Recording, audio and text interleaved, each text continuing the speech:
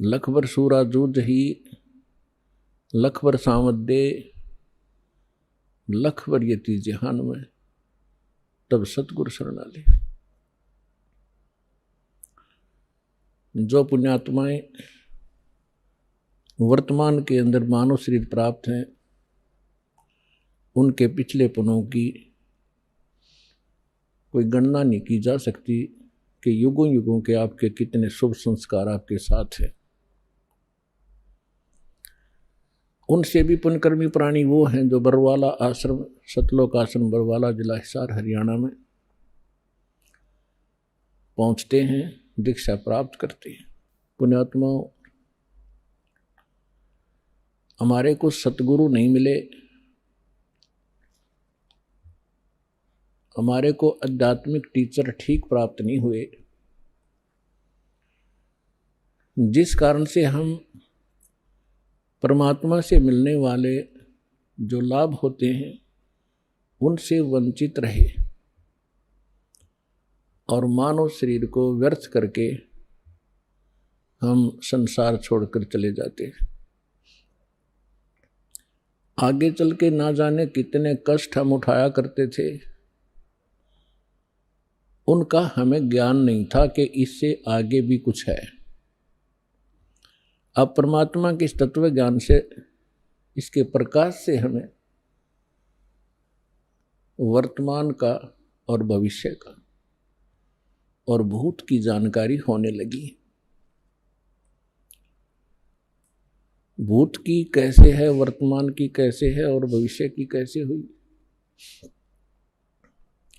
आज कोई दुखी है वो अपने पाप से है, आज कोई सुखी है तो अपने पुण्य से है। ये विधान है परमात्मा का, इस बात को सभी मानते भी हैं। कोई दुखी प्राणी है वो अपने आप ही कहा करता है कि ना जाने मेरा कौन सा पाप आगे अड़ गया। और जो सुखी होते हैं उनको उनके विषय में सभी कहते हैं भाई घने अच्छे कर रखे थे आपने पिछले जन्म में। तो इससे हमें भूत और वर्तमान की जानकारी हुई। भविष्य की जानकारी परमात्मा ने कराई कि कबीर हरि के नाम बिना राजा रसब होवे, मट्टी लद कुमार के भाई घास न नीरे कोई। परमात्मा ने एक ही एग्जाम्पल ऐसा दिया है जिससे हम सहज में समझ सकते हैं। आम नागरिक राजा को बहुत ही बलशाली मानता है, समृद्ध मानता है। परमात्मा कहते हैं यदि राजा भी भक्ति नहीं करता है परमात्मा की, नेक्स्ट उसकी लाइफ गधे की होगी। अपने आत्मा, अब यहां समस्या आती रही कि किसने देखा है, फिर वर्तमान के अंदर हमें वो सुख प्राप्त है जिससे हम घने फूल गए और भूल गए कि आगे दुख भी होंगे। और फिर ये बात कहकर छोड़ देते हैं कि देखी जाएगी। तो ये हमारी अध्यात्म ज्ञानहीनता का ही परिणाम था।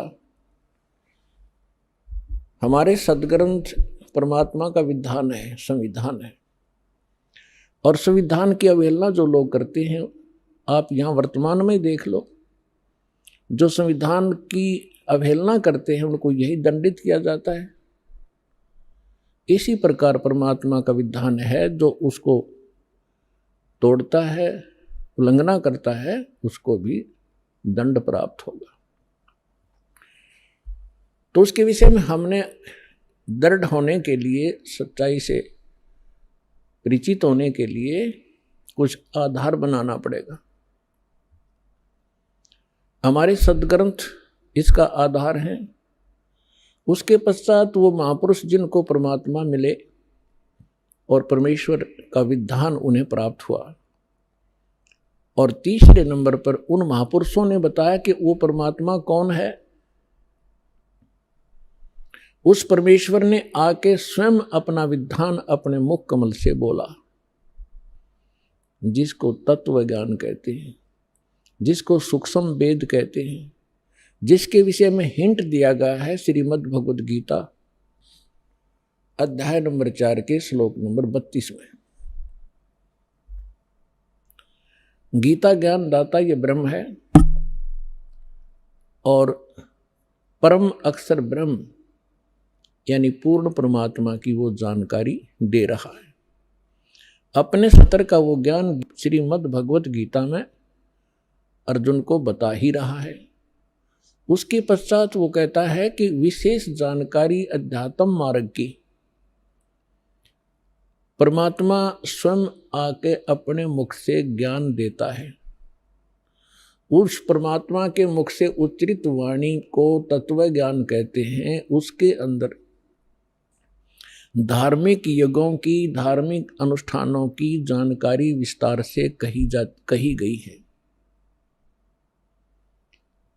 और चौथे अध्याय के 34वें श्लोक में गीता ज्ञानदाता कहता है कि उस तत्व ज्ञान को तू तत्वदर्शी संतों के पास जाकर समझ। उनको दंडवत प्रणाम करने से, कपट छोड़कर उनकी सेवा करने से वो तत्वदर्शी संत तुझे परमात्म तत्व की जानकारी तथा तत्व ज्ञान का उपदेश करेंगे।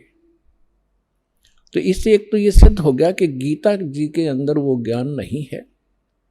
यदि वो ज्ञान श्रीमद् भगवद गीता में ही होता तो वो कह देता कि उस अध्याय में पढ़ लेना। और इससे ये भी सिद्ध हो गया कि वो परमात्मा अन्य है गीता ज्ञान दाता से, और वही मोक्षदायक है।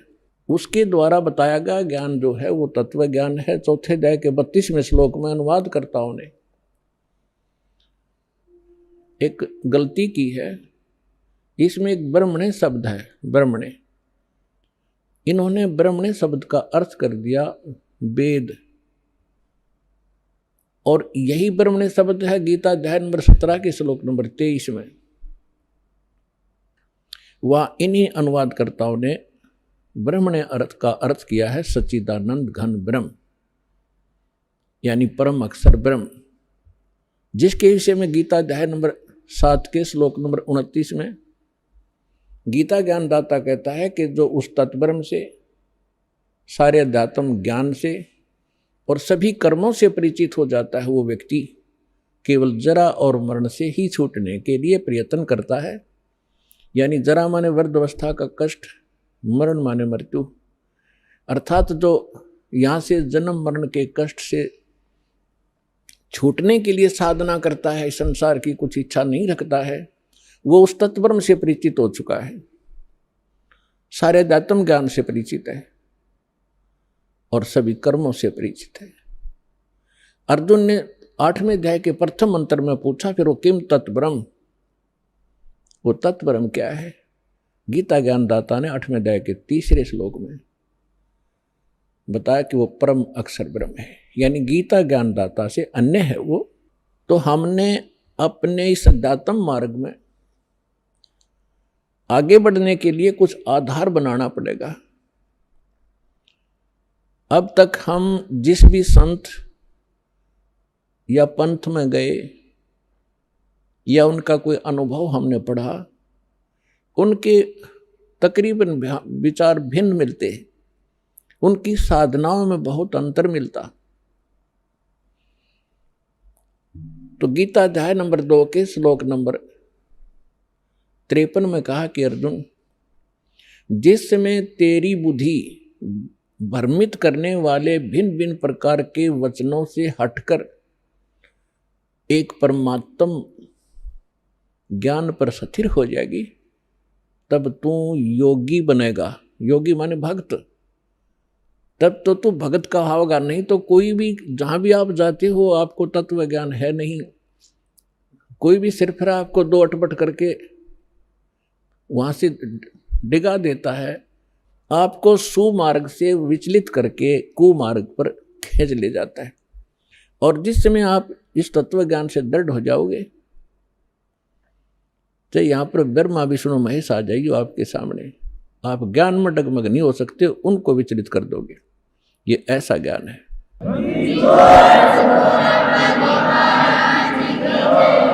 और तभी हम अपनी मंजिल पर पहुंचेंगे। रास्ते में ना जाने कितने ठग मिलते हैं भ्रमित करने वाले, तो फिर हम भ्रमित नहीं होंगे तो हम सुमार्ग पर अपने घर पहुंच जाएंगे, सतलोक चले जाएंगे, सदा हम सुखी हो जाएंगे जहां से हम आए हुए हैं। अभी तक हमें यही नहीं मालूम था हम आए कहाँ से हैं, हम यहाँ जन्म और मर क्यों रहे हैं। सारा जीवन हम डिवोट कर देते हैं अपने कोठी और बंगले बनाने में, अपने बच्चों के साथ प्रेम में रहने के लिए। हर एक सेकंड में ना बच्चे रहते हैं, ना वो कोठी रहती है, ना वो बैंक बैलेंस साथ जाता है। साथ जाते हैं वो कर्म पाप के जो सारे जीवन में इकट्ठे करी और भक्ति करी नहीं, नेक्स्ट जीवन उसका बहुत बुरा होगा। तो हमें परमात्मा के ज्ञान से भूत वर्तमान और भविष्य की जानकारी हुई। अब कोई तो एक ही व्यक्ति है, मानव शरीर सभी का समान है, कर्म में कितना अंतर है। तो ये कर्म किए कब थे? कभी पिछले जन्मों में, भूतकाल के अंदर। तो भूतकाल आज का वर्तमान ही भूतकाल बनेगा और आज के वर्तमान से हमारा भविष्य बनेगा। इसलिए सत्संग में आने से, परमात्मा के तत्व ज्ञान से परिचित हो जाने से प्राणी अपने उद्देश्य को प्राप्त करता है, समझता है कि मनुष्य का उद्देश्य क्या था। तो इसके लिए परमात्मा बताते हैं। तो पुण्यात्माओं, आपको वो सत्संग मिला, सतगुरु मिले। सतगुरु से कहते हैं जो सच्चा ज्ञान बतावे और सदग्रंथों पर आधारित हो। इस दास के जितने वचन होंगे वो महापुरुषों, उन महापुरुषों की वाणी जिनको भगवान मिले, और वो हमारे प्रमाणित सदग्रंथ होंगे जिनको हम आज तक श्रेष्ठ और सत्य मानते रहे हैं। श्रीमद् भगवद गीता अध्याय नंबर 16 के श्लोक नंबर 23-24 में कहा कि अर्जुन, शास्त्र विधि को त्याग कर जो मनमाना आचरण करते हैं उनको न तो कोई सुख होता है, न उनकी कोई सिद्धि प्राप्त होती है, और न उनको कोई गति प्राप्त होती है। और हम इन तीन वस्तुओं के लिए ही भक्ति करते हैं, मोक्ष हो, संसार में हम सुखी रहें, और हमें कुछ सिद्धि प्राप्त हो। सिद्धि माने हमारे कार्य सिद्ध हों, और सत भक्ति के अंदर ये सिद्धियां आ जाती हैं जिन सिद्धियों के आधार से एकाध सिद्धि को प्राप्त करके ये ऋषिजन हमें अपने पीछे लगाए रहा करते थे। तो हमने उन सिद्धियों का प्रयोग नहीं करना, वो आपके इस जीवन काल में ऑटोमेटिकली काम करते रहेंगे। आपके कार्य सिद्ध होंगे, आप पर आने वाली जो बला टलेंगी वो भक्ति की सिद्धि से ही होता है। तो पुण्यात्माओं, सत्संग में आने से प्राणी को ज्ञान होता है परमात्मा का विधान सुनने से।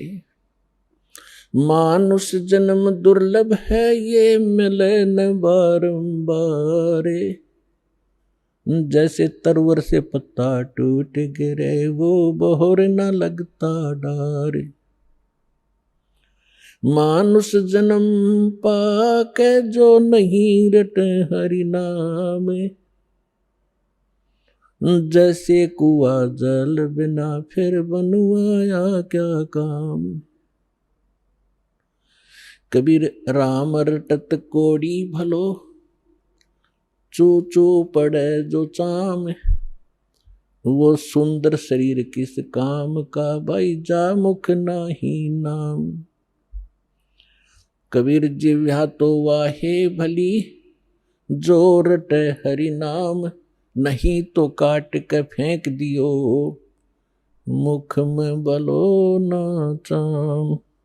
परमात्मा की जानकारी, मनुष्य जीवन का उद्देश्य सत्संग से पता ज्ञान होता है।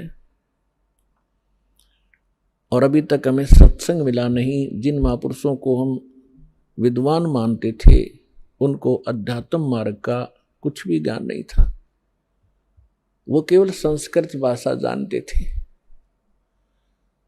उसके विषय में सूक्ष्म वेद में कहा कि भेड़ पूछ को पंडित पकड़े, भेड़ पूछ को पंडित पकड़े, ये भादो नदी विहंगा, गरीबदास व भवजल डूबे, जिन नहीं साध सत्संगा। परमेश्वर कहते हैं, कबीर साहब कहते हैं, कबीर इस संसार को समझाऊं कै बार, और पूछ पकड़ के भेड़ की, ये उतरा चाव पार। जैसे भादों के अंदर बहुत वर्षा हुआ करती है, दरिया अपने फुल स्विम पर बहकर चलती है, किनारों को छूता हुआ जल बहता, भयंकर जल चलता है, तेज बहाव होता है। उस दरिया को पार करने के लिए यदि कोई ये कहे कि भेड़ की पूंछ पकड़ दे, ये तुझे परले पार कर देगी, और उस व्यक्ति को जानकर जान के कोई भेड़ की पूंछ पकड़ कर दरिया में चले जाता है, तो अंडरस्टूड है उसके साथ के बनेगी। तो यहां परमात्मा कहते हैं, कबीर इस संसार ने समझाऊं कै बार, और पूछ पकड़ के भेड़ की, ये उतरा चाव पार। इसी बात को आदरणीय गरीबदास साहिब जी जो परमात्मा से परिचित हुए, सचखंड देखा, सतलोक गए, फिर वापस आए, परमात्मा से प्राप्त उस तत्व ज्ञान के आधार से कहते हैं कि भेड़ पूछ को पंडित पकड़े, ये भादो नदी विहंगा, गरीबदास व भवजल डूबे, जिन नहीं साध सत्संगा।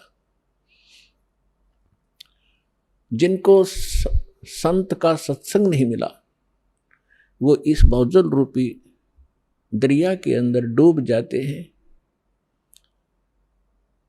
और जो साधनाएं आप कर रहे थे, वो भेड़ की पूंछ पकड़ा रखी थी, श्राद्ध निकाल दो, तेरहवीं कर लो, फिर फूल चुग लो, इससे काम लगा रखे थे हम। भक्ति के तो आसपास भी नहीं पहुंचे थे, कहीं नामो निशान नहीं था भक्ति का। फिर कोई ज्यादा ही श्रेष्ठ समझते थे, हरे राम हरे कृष्ण, सीताराम राधे श्याम, राधे राधे श्याम मिला दे, ये गीत गाते रहे। इससे भी कोई ज्यादा ऊंचे उठे, वो कहते हैं ओम नाम सबसे बड़ा, इससे बड़ा ना कोई, ओम नाम का जाप करे शुद्धात्मा होए।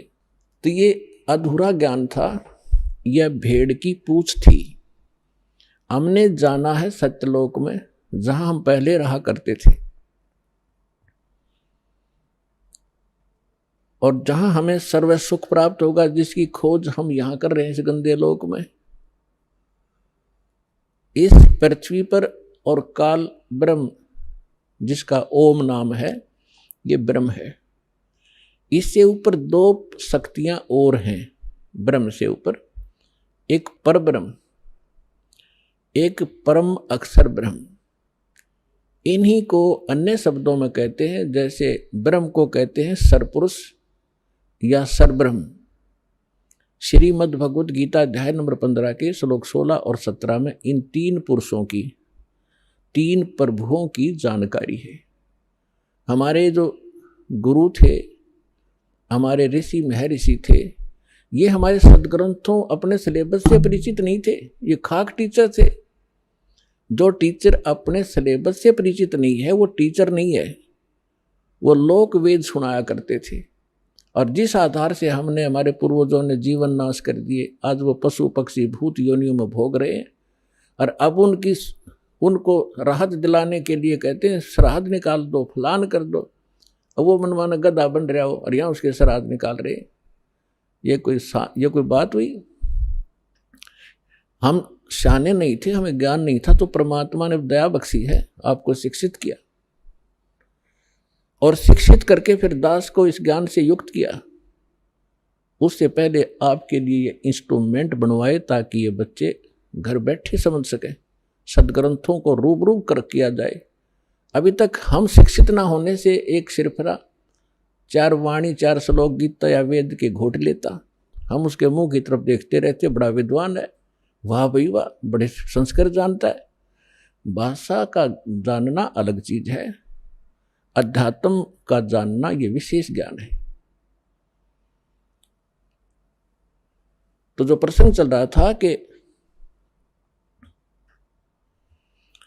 जब तक हम अपने सद्ग्रंथों से परिचित नहीं होंगे तब तक हमें विश्वास नहीं होगा कि सचमुच हम जो सुना करते थे वो सत्य था या असत्य था। क्योंकि आज हम शिक्षित हैं, सद्ग्रंथ हमारे पास हैं, जिनके ऊपर आज तक हम लाखों वर्षों से आधारित रहे हैं, और आज वही हमें क्या संदेश दे रहे हैं तो एक मिनट में समझ जाओगे, क्योंकि परमात्मा ने आपको शिक्षित बनाया है। तो यहां समस्या हमारे सामने यही अड़ी रही कि हम स्वयं परमात्मा के ज्ञान से परिचित न होने से ऐसे ही भटकते रहे, किसी ने जो मार्ग दिया उसी को हम जाप करने लगे। तो यहाँ 3 पुरुष हैं, एक सरपुरुष, सरब्रह्म भी कहते हैं इसी को, दूसरे शब्दों में इसको ईश कहते हैं। ईश, ईश्वर, परमेश्वर, ये 3 अलग अलग प्रभुओं की जानकारी है।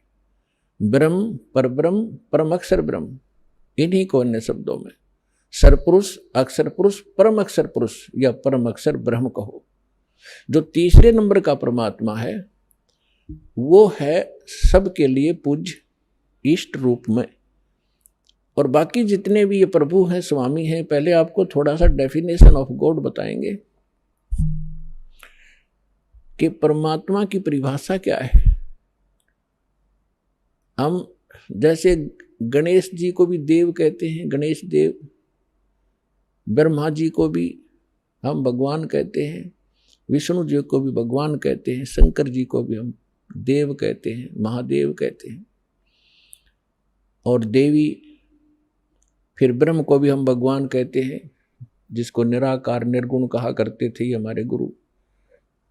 तो ये सभी प्रभु हैं, ये सभी स्वामी हैं। जैसे एक तहसीलदार जी को भी साहब कहते हैं,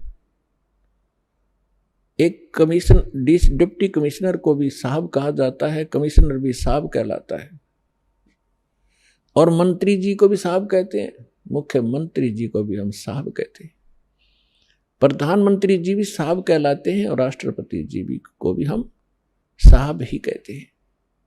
साहब जैसे हम देव कहते हैं, देव कहो, राम कहो, साहिब को हम सतसाहिब कहते हैं। जैसे हम कभी विशेष मूड में होते जब कहा करते हैं सच्चे मालिक, सच्चा मालिक कहो, सत्य साहिब कहो। साहब माने भगवान, सत्य माने सच्चा, अविनाशी।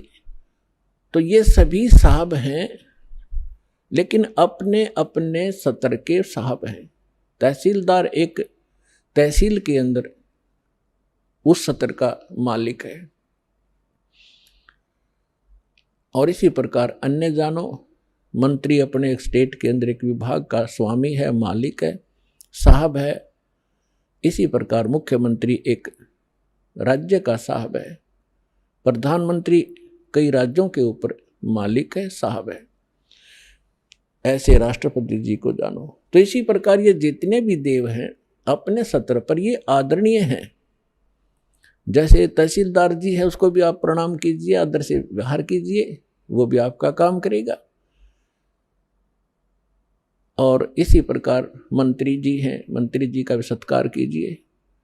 यदि आपका प्रधानमंत्री जी के साथ संपर्क है तो ये कहने की आवश्यकता नहीं, ना बताने की, कि नीचे के साहब फिर कितनी आसानी से काम किया करते हैं, करना तो उन्होंने ही है।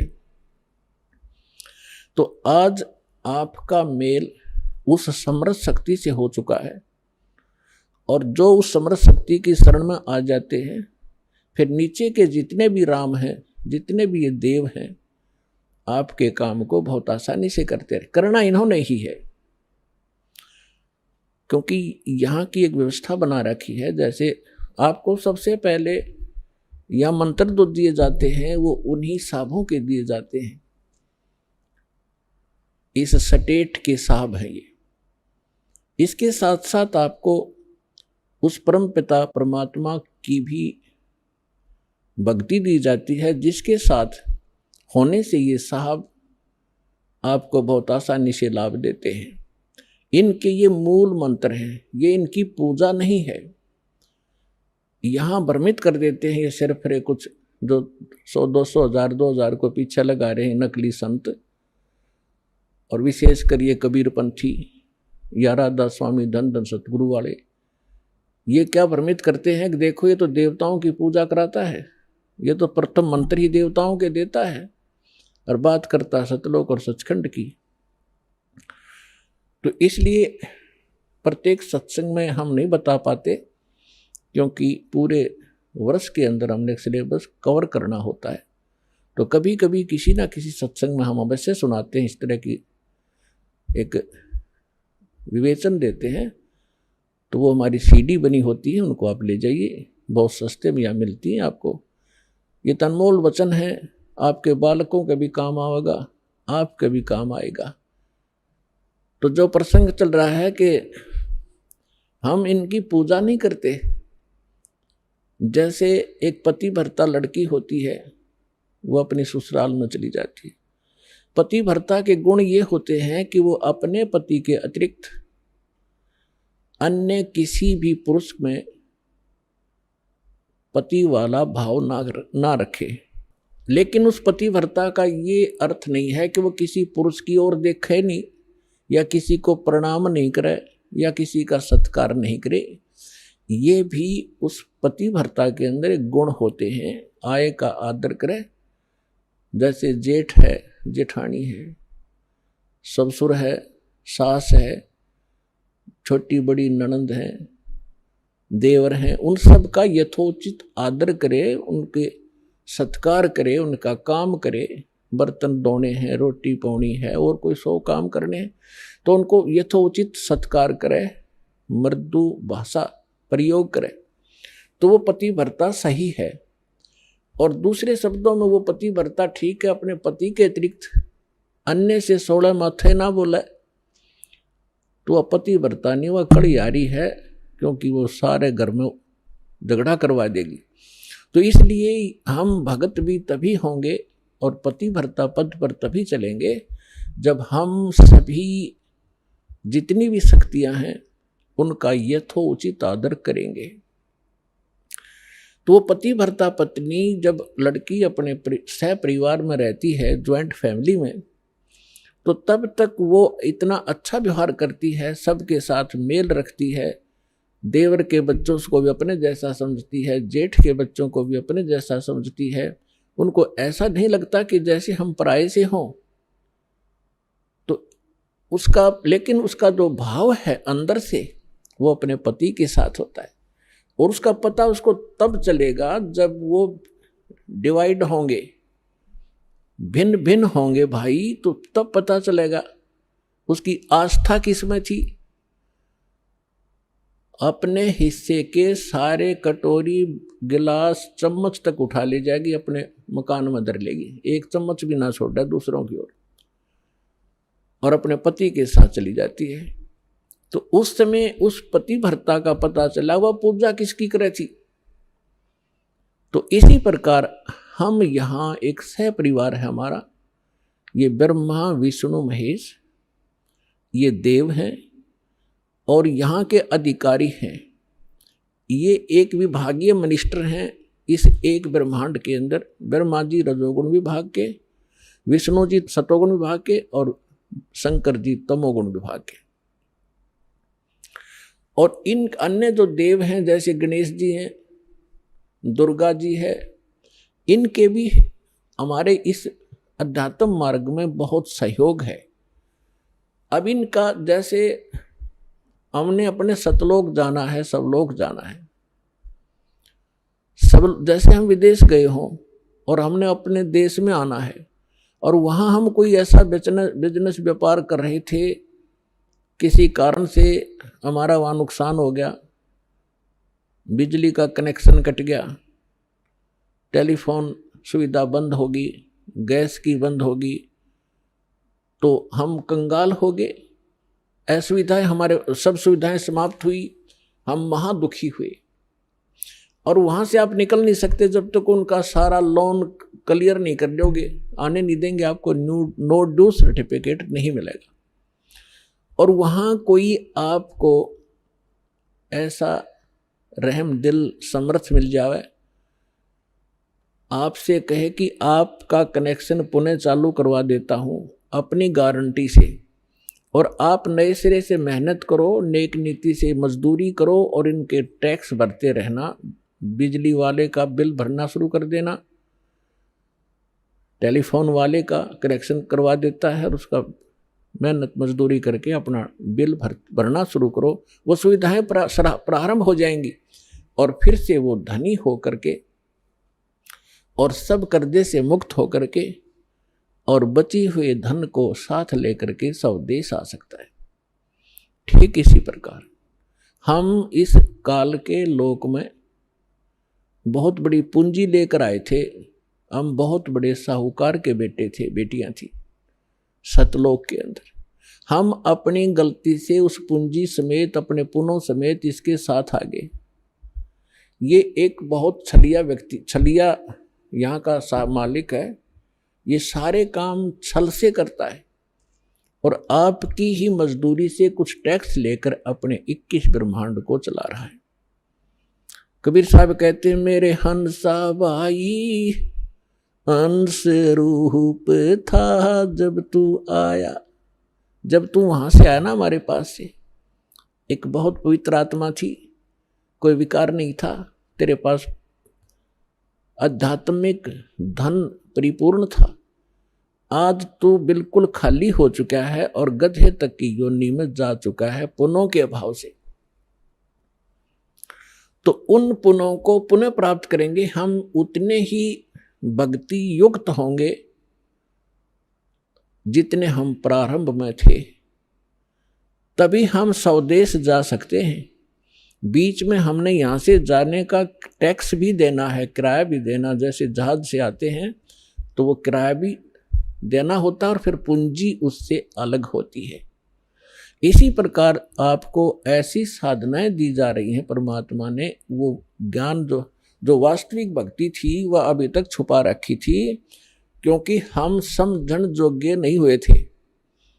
और यदि आज से पहले परमात्मा ये मंत्र डिस्क्लोज कर देते तो ये नकली पंथ जो काल न चलवा रखे हैं, इनके पास भी वो मंत्र होते और यही ज्ञान होता।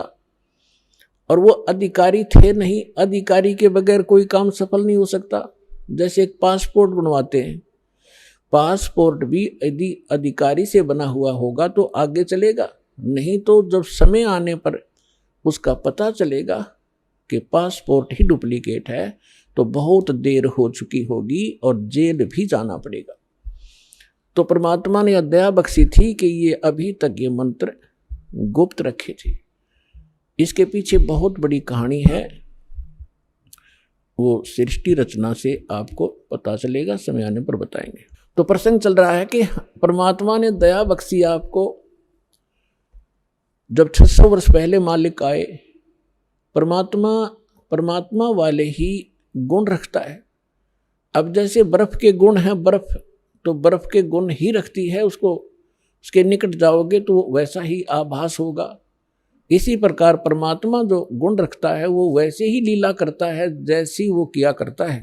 और उस परमेश्वर ने 600 वर्ष पहले जो लीलाएं की थी वही जानकारी हमारे सदग्रंथों से मिलती है कि परमात्मा जब पृथ्वी पर आता है, यथार्थ ज्ञान स्वयं अपने मुख कमल से कवियों की तरह कविताओं से, लोकोक्तियों के माध्यम से, शब्दावलियों के माध्यम से वो ऊंचे स्वर में बोल बोल कर उच्चारण करता है।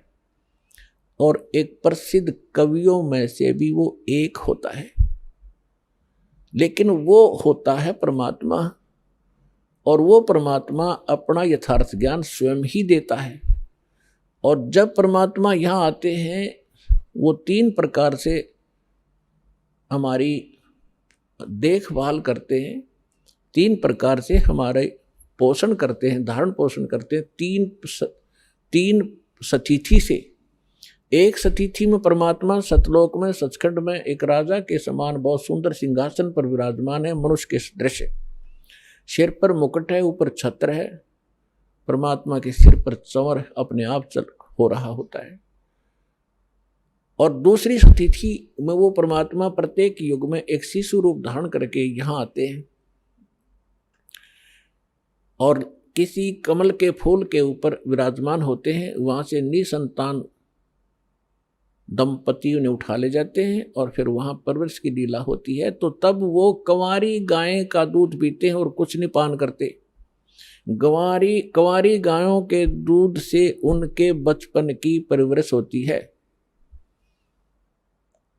ये हमारे सदग्रंथ बताते हैं। ऋग्वेद मंडल नंबर 9 सूक्त 1 मंत्र 8 और 9 में, ऋग्वेद मंडल नंबर 9 सूक्त 86 मंत्र 26 और 27 में, ऋग्वेद मंडल नंबर 9 सूक्त 82 मंत्र 1, 2, 3 में, ऋग्वेद मंडल नंबर 9 सूक्त 94 के मंत्र 1 में, ऋग्वेद मंडल नंबर 9 सूक्त 95 के मंत्र 2 में, ऋग्वेद मंडल नंबर 9 सूक्त 96 के मंत्र 16 से 20 में, ऋग्वेद मंडल नंबर 9 सूक्त 54 मंत्र 3 में, ऋग्वेद मंडल नंबर 9 सूक्त 20 मंत्र 1 में, और भी अनेक स्थानों पर ये प्रमाण है कि परमात्मा ऐसी लीला किया करता है। जब परमात्मा शिशु रूप धारण करके लीला करता है तो उनकी परवरिश की लीला कंवारी गायों से होती है। ये वेद बताते हैं। और ये लीला की किसने? वो परमात्मा कवियों की जैसा आचरण करता है। ये लीला की किसने? श्री राम, श्री कृष्ण, श्री ब्रह्मा, श्री विष्णु, श्री शिव जी की लीला में हमने कदे नहीं पढ़ी। हम हिंदू धर्म में ओड जोड़ हो गए। अब परमेश्वर की लीला में 600 वर्ष पहले मालिक आए थे, उन्होंने कबीर भगवान ने ये लीला की थी। तो who is God? Kabir is God. अब भगवान के पहचानने में हमें कति देर नहीं लगेगी, क्योंकि हम जिन सदग्रंथों को अपना मानते थे, अद्वैत सदग्रंथ हमें संदेश दे रहे हैं कि भगवान ये लीला करता है। तो सबसे पहले तो हमें भगवान की पहचान हो और सदग्रंथों से वो पहचान हो। जैसे दास ने अभी बताया था गीता अध्याय नंबर 16 के श्लोक 23-24 में स्पष्ट किया हुआ कि अर्जुन जो शास्त्र विधि को त्याग कर मनमानी साधनाएं करते हैं उनको कोई सुख नहीं होता। न उनको सुख होता है, न उनकी गति होती है, न उनको कोई सिद्धि प्राप्त होती। इससे तेरे लिए अर्जुन कर्तव्य और अकर्तव्य की व्यवस्था में कौन सी साधना करनी चाहिए, कौन सी ना करनी चाहिए, उसके लिए सदग्रंथ ही प्रमाण है। किसी की लोक वेद पर, दंत कथा पर विश्वास मत करना। तो आज हमारे सदग्रंथ क्या बताते हैं? पहले ये इन्हीं सदग्रंथों का आधार देकर के हमारे धर्मगुरु हमें समझाया करते थे, हम स्वीकार किया करते थे, क्योंकि वो संस्कृत बोला करते और सभी ग्रंथ संस्कृत में लिपिबद्ध थे। हमने कोई ऑब्जेक्शन नहीं हुआ कि इतना विद्वान व्यक्ति सच्ची कह रहा होगा। वो सत्य के तो आसपास भी नहीं थे, उनको कख भी पता नहीं था अध्यात्म मार्ग। आज तक इन ऋषि महर्षियों को, आज तक उन महापुरुषों को छोड़ के जिनको भगवान मिले या परमात्मा के ज्ञान के अतिरिक्त, अब वर्तमान में इस दास के अतिरिक्त इस 21 ब्रह्मांड में कोई अध्यात्म ज्ञान से परिचित नहीं है। अटपट तो दुनिया मार रही है और ना उनके पास ये कंप्लीट कोर्स है। अब जो प्रसंग चल रहा है कि हमने स्वदेश जाना है, हम इस गलत लोक में आगे, और हम धनी थे अध्यात्म के, हम निर्धन हो गए। हम पशु तक की योनि में भटक रहे हैं, घास फूस खाकर गुजारा कर रहे हैं। और हम सतलोक में क्या आहार करते थे, कैसी सुविधाएं हमें प्राप्त थी, उसकी तुलना हम इस काल के स्वर्ग लोक और ब्रह्मलोक में भी नहीं दे सकते। जो सुख वहां पर आपको प्राप्त था, उसी सुख की आज भी आपके अंदर चाहत है और उस खोज में आप चलते हो। रास्ते में ना जाने कितने ये बटपार मिलते हैं, ठग मिसगाइड करके आपको भ्रमित कर देते हैं, मंजिल से दूर रख देते हैं। फिर आप जब अध्यात्म मार्ग से सुखी नहीं होते हो, क्योंकि साधना शास्त्र अनुकूल ना होने से परमात्मा से लाभ नहीं मिलता, जिस कारण से आप फिर स्वयं धनी बनने के लिए अपनी बुद्धि प्रयोग करने लगे, कोई मिलावट करने लगा, कोई रिश्वत लेने लगा और कोई अन्य तरीके अपना के। तो ये तरीका सुखी होने का नहीं, ये तो महादुख प्राप्त कर लिया हमने। बुरे काम करे, पाप बने, और उन पापों के आधार से जो धन संग्रहित किया वो यहीं रह गया और हमारे साथ वो पाप गए जो उस धन जोड़ने में या सुख प्राप्त, नकली सुख प्राप्त करने में हमने पाप इकट्ठे किए थे। तो जब तक हम पाप मुक्त नहीं होंगे तब भी वहां नहीं जा सकते, क्योंकि जब तक अपराधी प्राणी है वो जेल में रहता है। अपराध मुक्त होगा तभी वो जेल से छूटेगा। तो पहले परमात्मा आपके उन पापों का नाश करेगा जो आपके संचित हैं, पहले के इकट्ठे किए हुए, और दूसरे फिर आपको ऐसी विधि बताई जाएगी कि उससे वर्तमान के अंदर भी जो आपके भविष्य में जो दुख आएंगे, जो आपके प्रारब्ध के अंदर लिखे हुए हैं। प्रारब्ध माने किस्मत। प्रारब्ध को वैसे डिफाइन करने के लिए इस प्रकार बताते हैं कि पिछले जन्म जन्मांतर के आपके पुण्य और पाप संग्रहित हैं, उनमें से आपकी एवरेज रेशो लेकर जिसके पाप गणे इकट्ठे हैं उसमें से उसी रेशो से पाप ज्यादा ले लिए, और जिसके पुण्य थोड़े हैं उसी रेशो से पुण्य ले लिए। तो यहाँ जिसको आज दुख गना है वो पूर्व जन्म में उसके पाप गने हैं, उन संचित कर्मों में से कुछ लेकर के दोनों पुण्य और पापों में से आपकी किस्मत बना कर भेज दिया। अब आपके प्रारब्ध में, आपकी किस्मत में यदि वो पुण्य है, जब तक आपके पुण्य अधिक हैं, पुण्य चलेंगे, तब आप कोई भक्ति करते रहना या ना करना, चाहे आप चोरी करना, डाके मारना, चाहे हिंसा करना, आप सुखी दिखाई दोगे आम जनसाधारण को कि इतना पापी आदमी और फिर भी सुखी। तो ये काल का जाल है, समझना पड़ेगा आपने। तो अन्य व्यक्ति जो आस्तिक हैं वो भी नास्तिकता की ओर चल पड़ते हैं उनको देख के। तो इस ज्ञान के आधार से आपने अपना मन रोकना पड़ेगा कुमार्ग पर जाने से। ये सहारा देगा आपको ये तत्व ज्ञान। और जिस समय उस व्यक्ति के वो पुण्य क्षीण हो जाएंगे, फिर पाप का दौर चलेगा, फिर देखना उसकी कैसी दुर्गति होगी, और फिर उसके पास समय बहुत कम होगा, और कहीं वो समाधान के लिए जाएगा तो ये नकली संत मिलेंगे, उनसे करवा कर जंतर मंत्र लेकर नाम दीक्षा, आखिर में वो मर ही जाएगा उस दुर्गति के साथ। और जब हम सत साधना करेंगे, परमात्मा हमें मिलेंगे, सतगुरु मिलेगा, सतगुरु हमें फिर वो सत ज्ञान देगा, सत साधना देगा, जिससे आपके पाप नाश होंगे। तो अब आपके प्रारब्ध में जिसके जैसे आप दुखी हो तो पाप से हो, सुखी हो पुण्य से हो, अंडरस्टूड है। इस बात को आम व्यक्ति थोड़ा सा भी धार्मिकता के अंदर रुचि रखता है उसको पता है कि पाप से दुख होता है और पुण्य से सुख होता है यहाँ का। अब जब तक आपके पुण्य चलेंगे तो आप सुखी नजर आओगे, और ये पुण्य पहले की संग्रहित कमाई है आपकी। जैसे इन्वर्टर आज सबके घर हो रहा तकरीबन, नहीं जानकारी जरूर है सभी ने, उसके अंदर बैटरियां होती हैं, उनको चार्जर के माध्यम से लाइट में बिजली में लगा कर चार्ज किया जाता है। तो बैटरियों के अंदर वो एनर्जी स्टोर हो जाती है,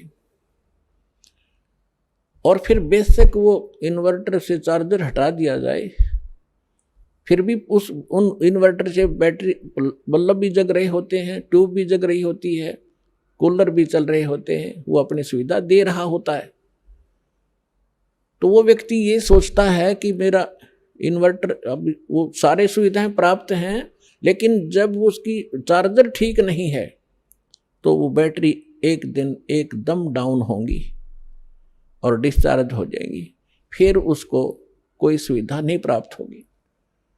ठीक इसी प्रकार जो पूर्व जन्म के पुण्यकर्मी प्राणी हैं, उन्होंने पूर्व जन्मों में वह बैटरी चार्ज कर रखी है, कभी चार्जर ठीक लग गया। क्योंकि परमात्मा जब आते हैं, परमेश्वर 600 वर्ष पहले आए थे, भगवान कबीर साहब जी आपको चार्ज कर गए थे आशीर्वाद से, आपको मंत्र दे के, अमृतवाणी सुना के।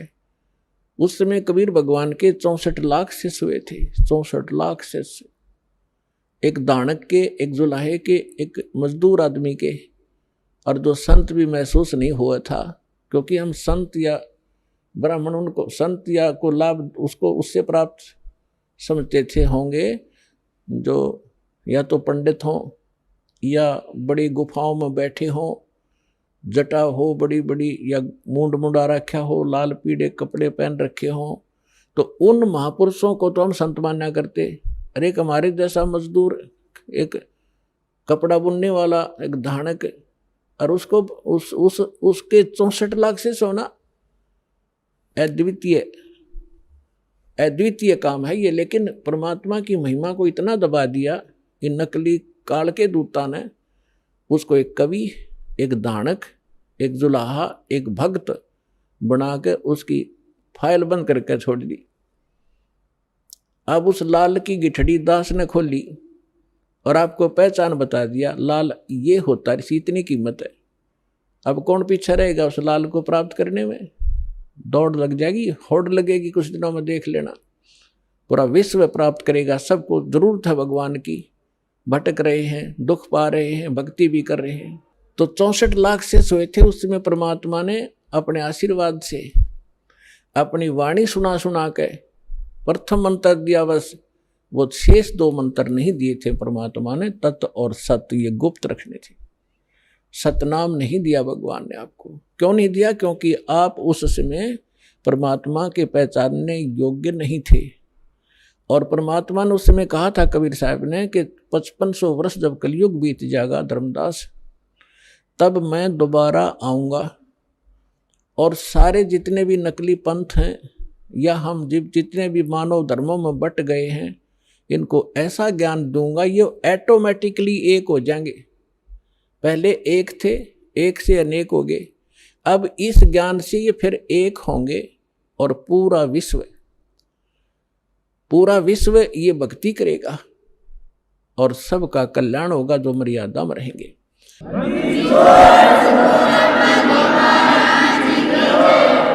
तो अब वो कलयुग का वो आ गया, वो समय निर्धारित जो परमात्मा ने ठीक रखी थी, वो ठीक का समय अब आ चुका है। और इसलिए परमात्मा ने ये यथार्थ ज्ञान और ये सारे नाम आपके रूबरू करवाने का आदेश दास को दे दिया। तो उस समय परमेश्वर ने आपकी बैटरी चार्ज करी थी और वो बैटरी चार्ज करके आपके अभी तक उसी चार्ज से आपको मनुष्य जीवन प्राप्त होते हुए आ रहे। परमात्मा के विधान में है कि 2 प्रकार से मानव शरीर प्राप्त होता है। एक तो पिछली भक्ति की कमाई से कंटिन्यू आपको 10, 20, 50, 100 मनुष्य जन्म भी हो सकते हैं, इससे अधिक भी हो सकते हैं। वो आपके संग्रहित उस बैटरी चार्ज पर डिपेंड करता है कि किसने कितनी कर रखी है। लेकिन उन मनुष्य जीवन के दौरान यदि सत भक्ति यानी पुनः फिर चार्जर नहीं लगा तो फिर कोई लाभ नहीं होगा। फिर 84 लाख योनियों का आपको दंड भोगना पड़ेगा। अब दूसरी प्रकार का जो जन्म होता है वो होता टर्न वाइज। एक नंबर आधार से आपको परमात्मा ने विधान बनाकर छोड़ दिया था इसके लिए कि एक मानव शरीर प्रत्येक जीव को अवश्य प्राप्त होगा। 84 लाख प्रकार के कुत्ते, गधे, सूअर की योनियां भोग के और फिर एक मानव शरीर आप उस प्राणी को अवश्य प्राप्त होता है। तो कुछ तो ऐसे मानव शरीर प्राप्त प्राणी हैं जो टर्न वाइज मानव शरीर प्राप्त है, और एक वो हैं जो पिछले बैटरी चार्ज थी, उस पिछले संस्कारों से मनुष्य जीवन कंटिन्यू आ रहा है आपका। तो जिनका जो पिछले जन्म में मनुष्य से ही मनुष्य जीवन प्राप्त किया है, आज उनके अंदर भक्ति की कसक ज्यों की तो है, और वही पुण्यात्माएं भटक रही हैं भगवान के लिए। तो परमात्मा की चाह में वही चलती हैं क्योंकि उनके अंदर वो कसक विद्वान रहती है, वो भूल नहीं पड़ती उनको। तो कोई तो बचपन से ही कोई ना कोई व्रत रखने लग जाता है, परंपरागत साधनाएं करते हैं, फिर जैसा भी कोई चलता फिरता भी कोई मार्गदर्शक मिल जाता है वो भी स्वीकार कर लेते हैं। फिर संतों के पास जाते हैं, सुनते हैं कि भी गुरु बिन मोक्ष नहीं होता। फिर उन संतों के पास भी वही पुण्यात्माएं जो पूर्व जन्म से मानव शरीर से ही आए हैं, वही भटक रहे हैं, उनके अंदर चाह है, कसक है भगवान की, वही इन धार्मिक स्थलों पर जा रहे हैं, वही इन नकली संतों के फंस गए। अब ये दो प्रकार से मानव शरीर प्राप्त होता। तो 600 वर्ष पहले आप जी परमात्मा के संपर्क में रहे थे, आपने चार्जर ठीक लगाया था, और उसके कारण आज तक आप मनुष्य शरीर प्राप्त करते हुए आ रहे हो, और आपके अंदर आज भी चाह है भगवान की, तो पीछे आप मानव शरीर से आए हैं। यहां थोड़ा सा एक उदाहरण देते हैं। एक कथा आती है अपने पुराणों के अंदर, लेकिन ये जितनी कथाएं हैं ये इनकम्प्लीट हैं, इनको हमारे को कोई सिर पैर इन्होंने बताया नहीं, कथा सुना कर छोड़ दी। एक गरुड़ और कागभूषण की कथा आती है। एक दिन गरुड़ जी और कागभूषण जी दोनों इकट्ठे हो गए। गरुड़ भगवान विष्णु का वाहन है और कागभूषण बहुत अच्छे जो है भक्त हैं। उनका ऊपर से मुंह कौवे का है, शेष शरीर जो है बॉडी देवता जैसी है, मनुष्य दृश्य है, और गरुड़ जी की भी यही दशा है। अब एक दिन गरुड़ जी ने पूछा कि हे कागभूषण, आपके पास बैठकर मुझे बहुत शांति होती है और आप बहुत अच्छे भक्त हो, आपको ये सारी व्यवस्था कैसे प्राप्त हुई?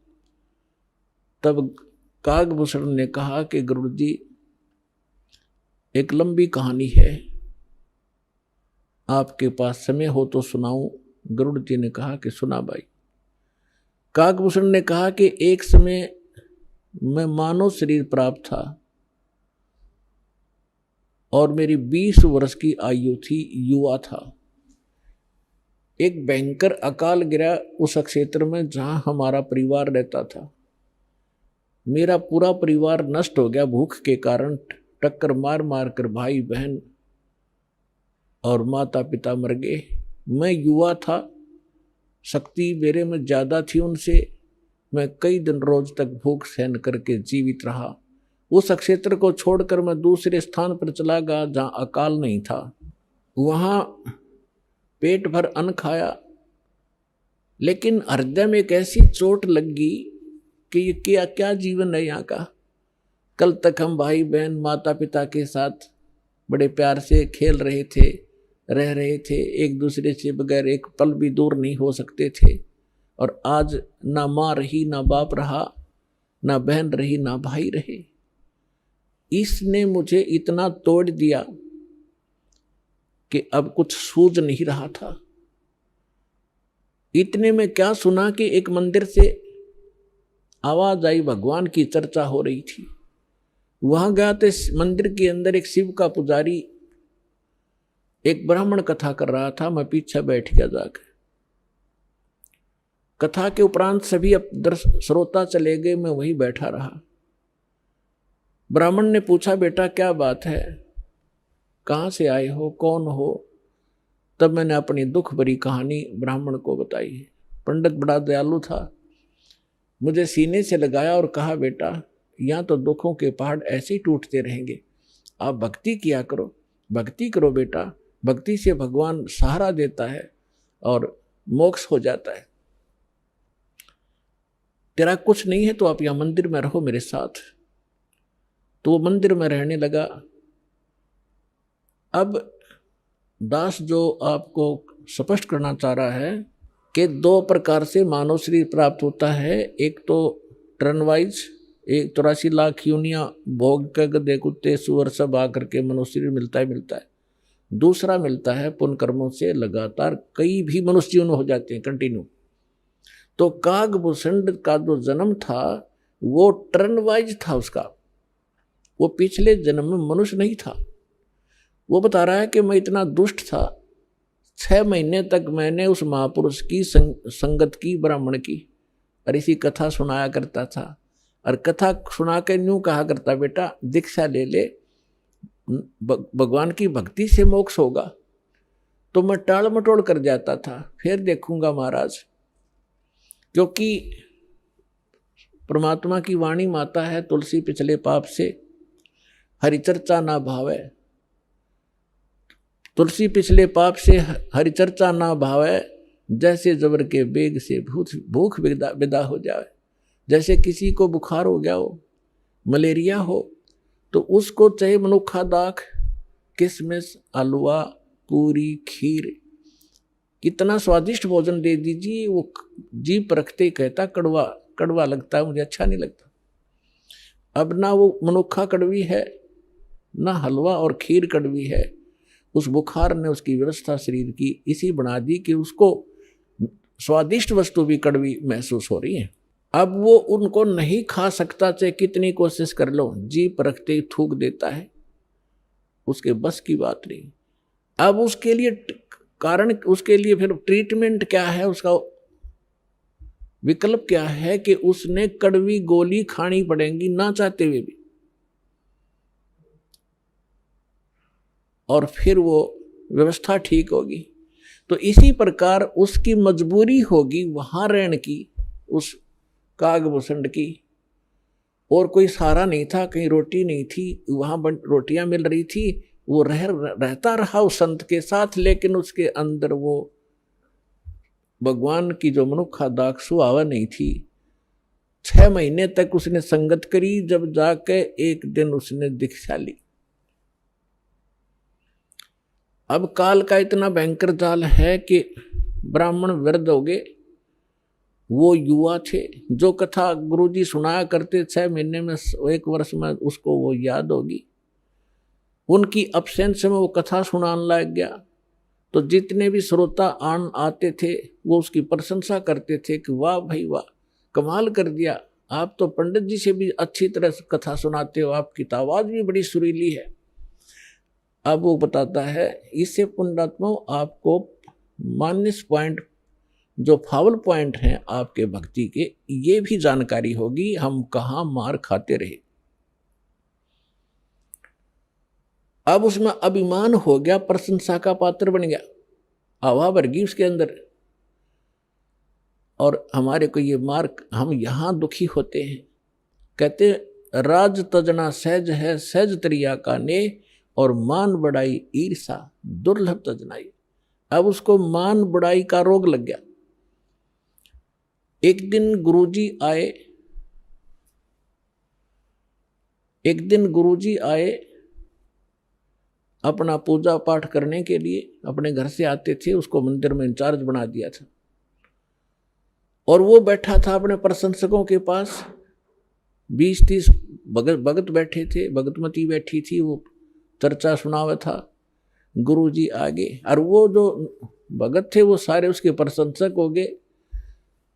तो उसने उस दिन खड़ा होकर के गुरुजी का सत्कार नहीं किया, बैठे बैठे देख लिया, और मन में ये था कि मैं उठूंगा, खड़ा होऊंगा तो मेरी बेइज्जती ना हो जाए श्रोताओं के सामने।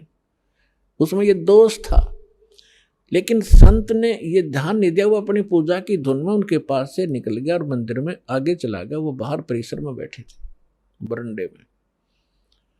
तब आकाशवाणी हुई। भगवान शंकर का पुजारी था वो ब्राह्मण।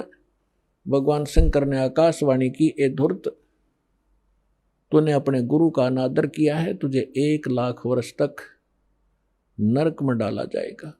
ये आकाशवाणी सुन ली गुरुजी ने। अपना आत्माओं, कबीर साहब कहते हैं, बहुत प्यारा बालक माँ का, उससे बढ़कर शिष्य गुरुओं का। अब पिता को पुत्र पुत्री बहुत अच्छी प्यारी लगते हैं, माँ को उनसे भी, पिता से भी 100 गुना प्रेम होता है अपने बच्चों में, बेटा और बेटियों में।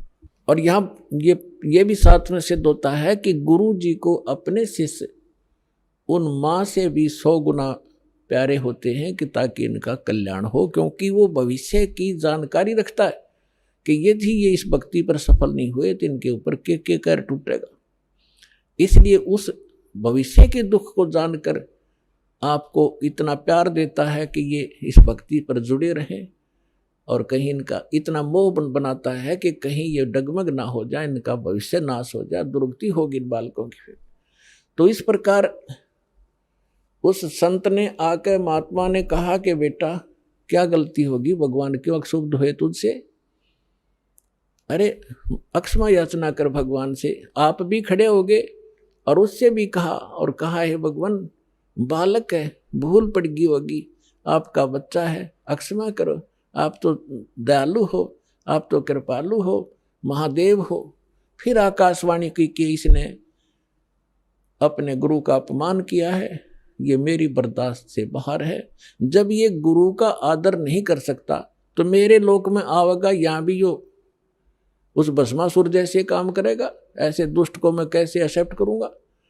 तो जैसा आज ये गुरु के प्रति इसका व्यवहार है, ऐसा ही मेरे प्रति होगा।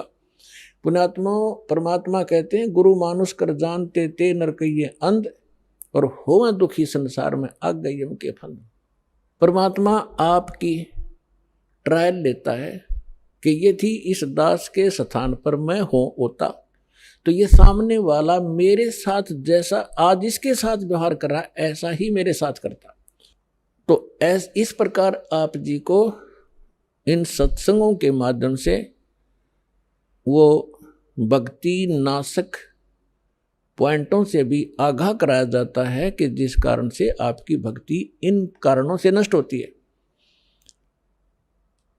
फिर भी उन्होंने बार बार प्रार्थना करने से शंकर भगवान ने कहा कि जो मेरे मुख से वचन निकल गया अब ये वापस नहीं हो सकता, इतना अवश्य कर दूंगा तेरे गुरु जी की प्रार्थना पर कि उस नरक के अंदर तुझे यम के दूत दुखी नहीं करेंगे, रहना पड़ेगा 1 लाख वर्ष तक नरक में ही, उसको मैं बाहर नहीं कर सकता। अब यहां परमात्मा कहते हैं मासा घटे न तिल बध है, विद ना लिखे जो लेख, और सच्चा सतगुरु मेट कर ऊपर मारते मेघ।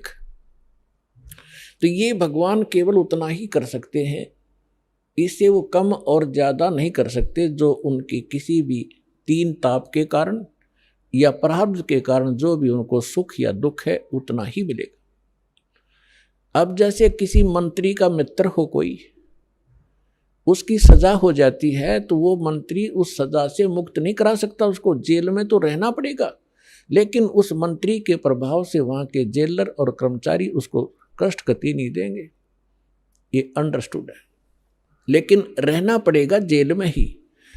इस प्रकार कागभूषण बता रहे हैं कि मैं ऐसा नालायक था कि उससे पहले के आज मुझे पिछली इतिहास नजर आता है, क्योंकि मैं भक्ति पर हूं।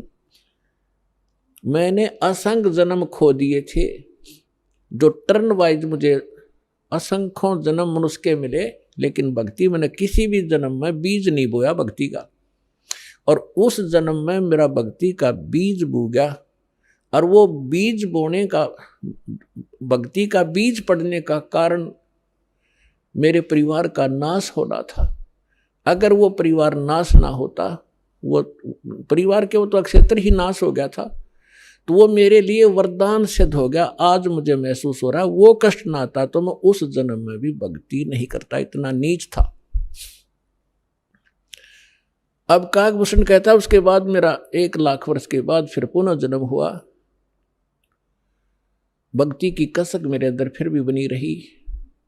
मैंने एक लोमस ऋषि के साथ वाद विवाद कर दिया भक्ति के ऊपर। उसने श्राप दे दिया, रे चंडाल, तेरा चंडाल के घर जन्म होगा, काग चंडाल के। तो कहता है कि मेरे मन, जब गुरुजी ने मुझे ऐसा क्रोध से वचन बोला, मेरे को क्रोध नहीं हुआ, मैं समझ गया कि बात बिगड़ गई। मेरे मन में क्रोध नहीं आया, ना दुख हुआ, मुझे एहसास हुआ कि मेरे से भारी गलती बन गई।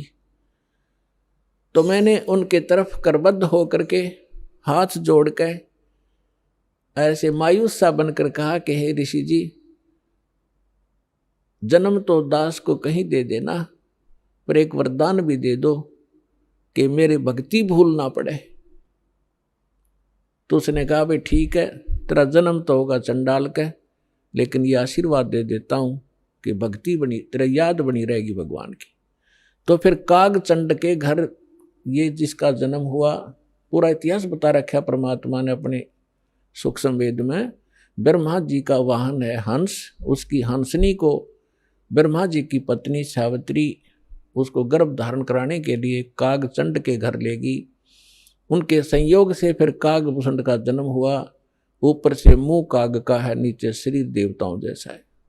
फिर ये कहता है कि गरुड़ जी उसके बाद जो नेक्स्ट जन्म मेरा चंडाल के घर हुआ कागभूषण नाम से। उस जीवन में मेरे भक्ति की जबरदस्त कसक बनी रही। मैं घूम रहा था, भटक रहा था, गुरु भी बना रखे थे, ऋषियों के पास भी गया था और भक्ति भी कर रहा था। उसी दौरान मुझे एक जोगजीत नाम के महापुरुष मिले। उन्होंने मुझे सतलोक और सचखंड और बहुत आगे की जानकारी दी और उन्होंने मुझे एक ऐसा मंत्र दे रखा है, उसका जाप करता हूं और मेरी बहुत लंबी उम्र उन्होंने बख्श दी है। तो पुण्यात्माओं, वो जोगजीत कौन थे? ये वो परमात्मा है कबीर साहब, हमारे परम पुरुष। ये भिन्न भिन्न रूप बना के भिन्न भिन्न नामों से यहाँ आते हैं और अच्छी आत्माओं को मिलते हैं, उनको भक्ति से युक्त करते हैं। तो जो प्रसंग चल रहा था कि जैसे आप पूर्व जन्म के पुण्यकर्मी प्राणी हो, उनको मनुष्य जीवन मिला है, तो वो आज भी भक्ति की कसक आप में विद्यमान है, आप भटक रहे हो। और कुछ ऐसे व्यक्ति हैं एक ही घर में, एक तो इस ज्ञान को सुनते ही भाग लेता है और दूसरे को समझाने की चेष्टा करते हैं तो भी वो नहीं मानते हैं, विरोध करते हैं। तने देवी देवता छोड़ दिए, तने बैठा बैठा दिया है, देवता रुष्ट हो जाएंगे, ये हो जाएगा, नुकसान हो जाएगा, या वो भक्ति करते ही नहीं है। तो इसका कारण बताया परमात्मा ने। कबीर साहब कहते हैं, सठ दल दोनों दीन का, दिल में दोष न धार, सतगुरु का कोई एक है, यू काल का सब संसार। जैसे कोयल जो होती है, ये कोयल अपना अलग से घोंसला बनाकर अंडे नहीं पैदा करती, क्योंकि अलग से वो अंडे देती है तो कौवे उसको खा जाते अंडों को। वो ऐसे सूझबूझ से अपना काम निकालती है। जो मादा काग कौवी कहीं अंडे उत्पन्न कर देती है, उस ताक में रहती है, और जब वो कभी बाहर जाती है अपना आहार करने के लिए, चुग्गा चुगने के लिए, तो पीछे से उसी के घोंसले में अंडे उत्पन्न कर देती है। अब वो कौवी वापस आती है तो वो 2 के स्थान पर 4 अंडे पाती है, लेकिन वो समझ नहीं पाती है तेरा कौन सा है, दूसरा कौन सा है। तो उन सभी को वो उसको परिवरिश कर देती है, उनसे बच्चे निकाल देती है और उनमें उसका अपना सा मोह हो जाता है। और वो कोयल सामने देखती रहती है, उनके आसपास रहती है कि कब ये बच्चे उड़ने योग्य हों और फिर इनको मैं साथ ले जाऊं। जब वो देख लेती है कि ये बच्चे कुछ दूर तक उड़कर वापस आने लगे हैं, तब दूर वृक्ष पर बैठ कर अपनी बोली बोलती है, कुहू कुहू की। जो कोयल के बच्चे होते हैं वो उस आवाज़ से प्रभावित होते हैं और ऐसे चारों तरफ देखते हैं, उस आवाज़ के साथ वो खींचे चले जाते हैं। और जो काग वाले होते हैं उनका असर भी नहीं होता, वो अपने बैठे ऐसे ही, वो उड़कर चल पड़े। कोयल वाले काग वाले वहीं रह गए। अब कोयल कभी दौड़ती है, उड़ती है पीछे पीछे उनके साथ कि मेरे बच्चे गए, तो कोयल और दूर चली जाती है, कुहू कुहू करती हुई उड़ती हुई, तो बहुत दूर निकल जाती है। कौवी वापस आ जाती है कि कहीं पीछे ये बच्चे तो गए सो गए, कहीं पीछे वालों को हानि ना हो जाए, उनको छोड़कर वह वापस आ जाती है। तो कोयल वाले बच्चे अपनी माँ की बोली पहचान कर उसके साथ चले जाते हैं और काग वाले वहीं रह जाते हैं। घर घर के अंदर आज ऐसी स्थिति हो चुकी है। जो परमात्मा के पूर्व जन्म के संस्कारी हंस हैं, परमात्मा की इस बोली को, कोयल की बोली को सुनते ही फड़क गए और भाग लिए सतलोक आश्रम की ओर। और वो भी अगर शाने नहीं हुए हैं, भी समझ लोगे जो शेष रह रहे हैं, ये भी हो सकता है, तो वो भी अगर कोयल के होंगे तो अवश्य सतलोक आश्रम बरवाड़ा में आना पड़ेगा उनको। तो ठीक इसी प्रकार पिछले संस्कार प्रारब्ध से ये सब आपका पिछले संस्कार से आपको सब वस्तु प्राप्त हो रही है, लेकिन आगे की भी तैयारी करवानी है। जैसे कागभूषण का पिछला संस्कार नहीं था, ऐसा रीजन बन गया और उसके ऊपर इतना सत्संग की बौछार होगी, ना चाहते हुए भी उसने वहां रहना था, रोज ऋषि ने संत ने सत्संग करना था, उसका असर हो गया। अब जैसे किसी को सर्प डस जाता है और पहले मंत्रों से यंत्र ये सब जतन हुआ करते थे, गारुड़ एक मंत्र सिद्ध कर लेता है वेद का, और उस मंत्र से फिर वो विष उतारता है, तो उस जिसको सर्प ने डसा हुआ है वो अचेत पड़ा है, ना उस मंत्र की लैंग्वेज समझता है, ना आवाज सुन रहा है, लेकिन वो मंत्र फिर भी उसके ऊपर असर करके विष रहित कर देता है और वो सचेत हो जाता है।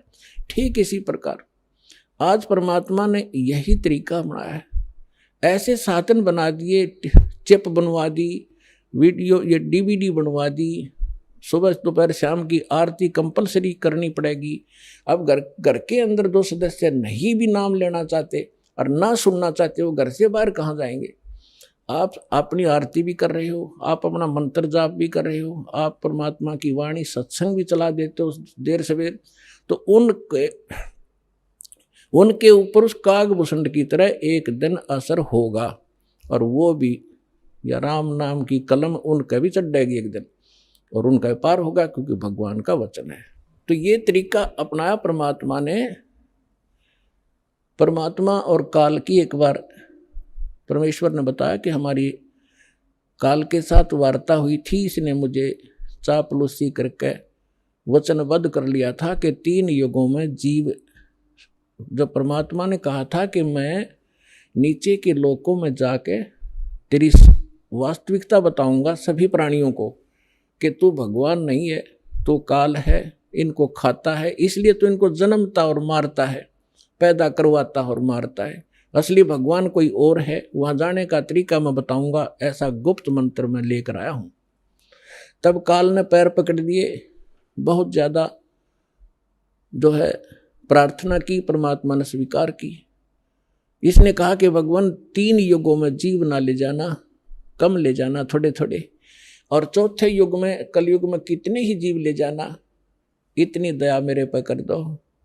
परमात्मा को भी पता था कि सतयुग त्रेता द्वापर में ये जीव गणे दुखी नहीं होते, और इनकी पूर्व जन्म की बैटरी चार्ज होती है, उस प्रहार उसी से ये सुखी होते हैं, और ये सोच रहे होते हैं हम राम और कृष्ण की भक्ति कर रहे हैं, शायद इसी से सुखी हैं, तो इसलिए ये मेरे ज्ञान को स्वीकार नहीं कर पाएंगे। मालिक को मालूम था, तो इसलिए मालिक ने कहा था परमात्मा ने कि भाई ठीक है, चौथा युग जब कलयुग आई तब हम अपना अंश पठाई,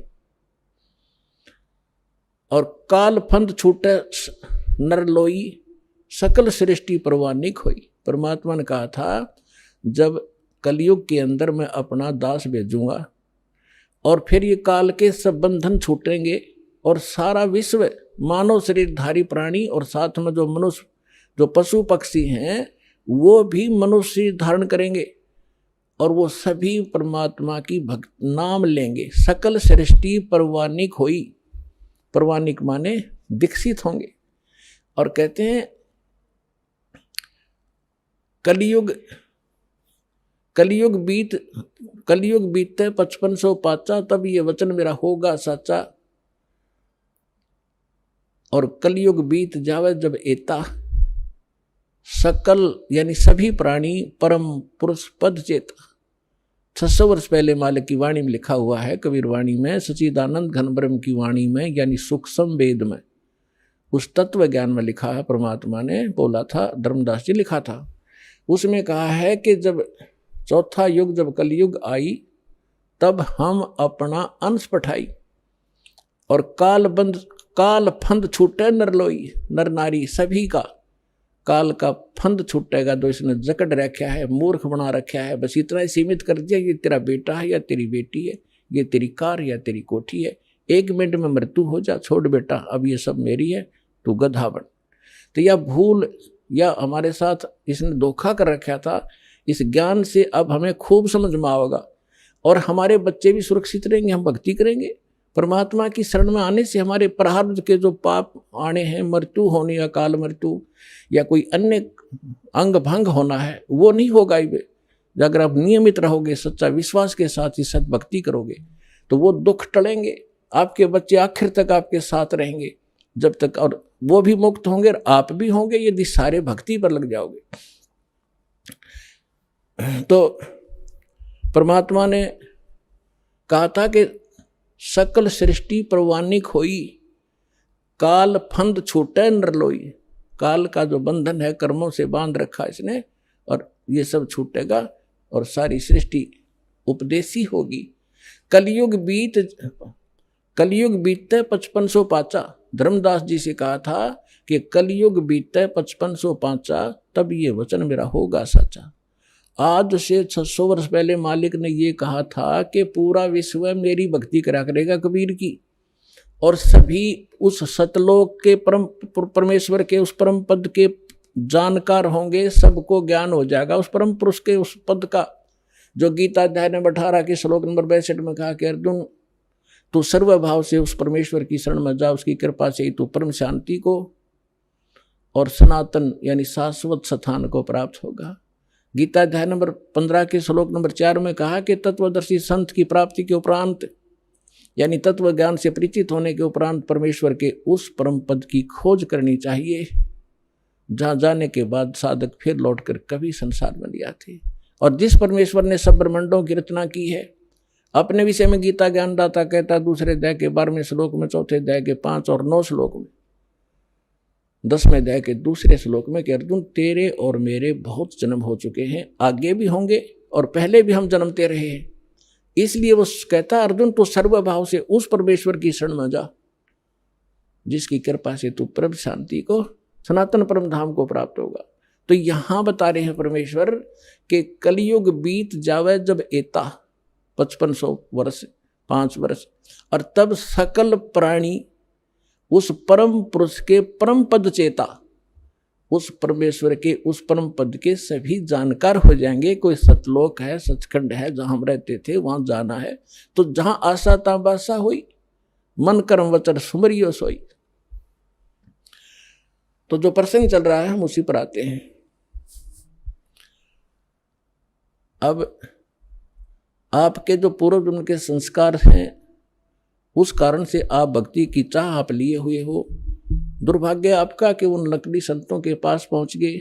तो परमात्मा ने कहा था कि जब कलयुग 5505 बीत जाएगा, उसमें सभी पंथ और सभी जितने भी मजहब अपना उनके धर्म गुरु, वर्तमान गुरु जो भी ज्ञान रखते हैं वो सब सुना चुके होंगे, उनकी बहुत बड़ी पुस्तकें बन चुकी होंगी।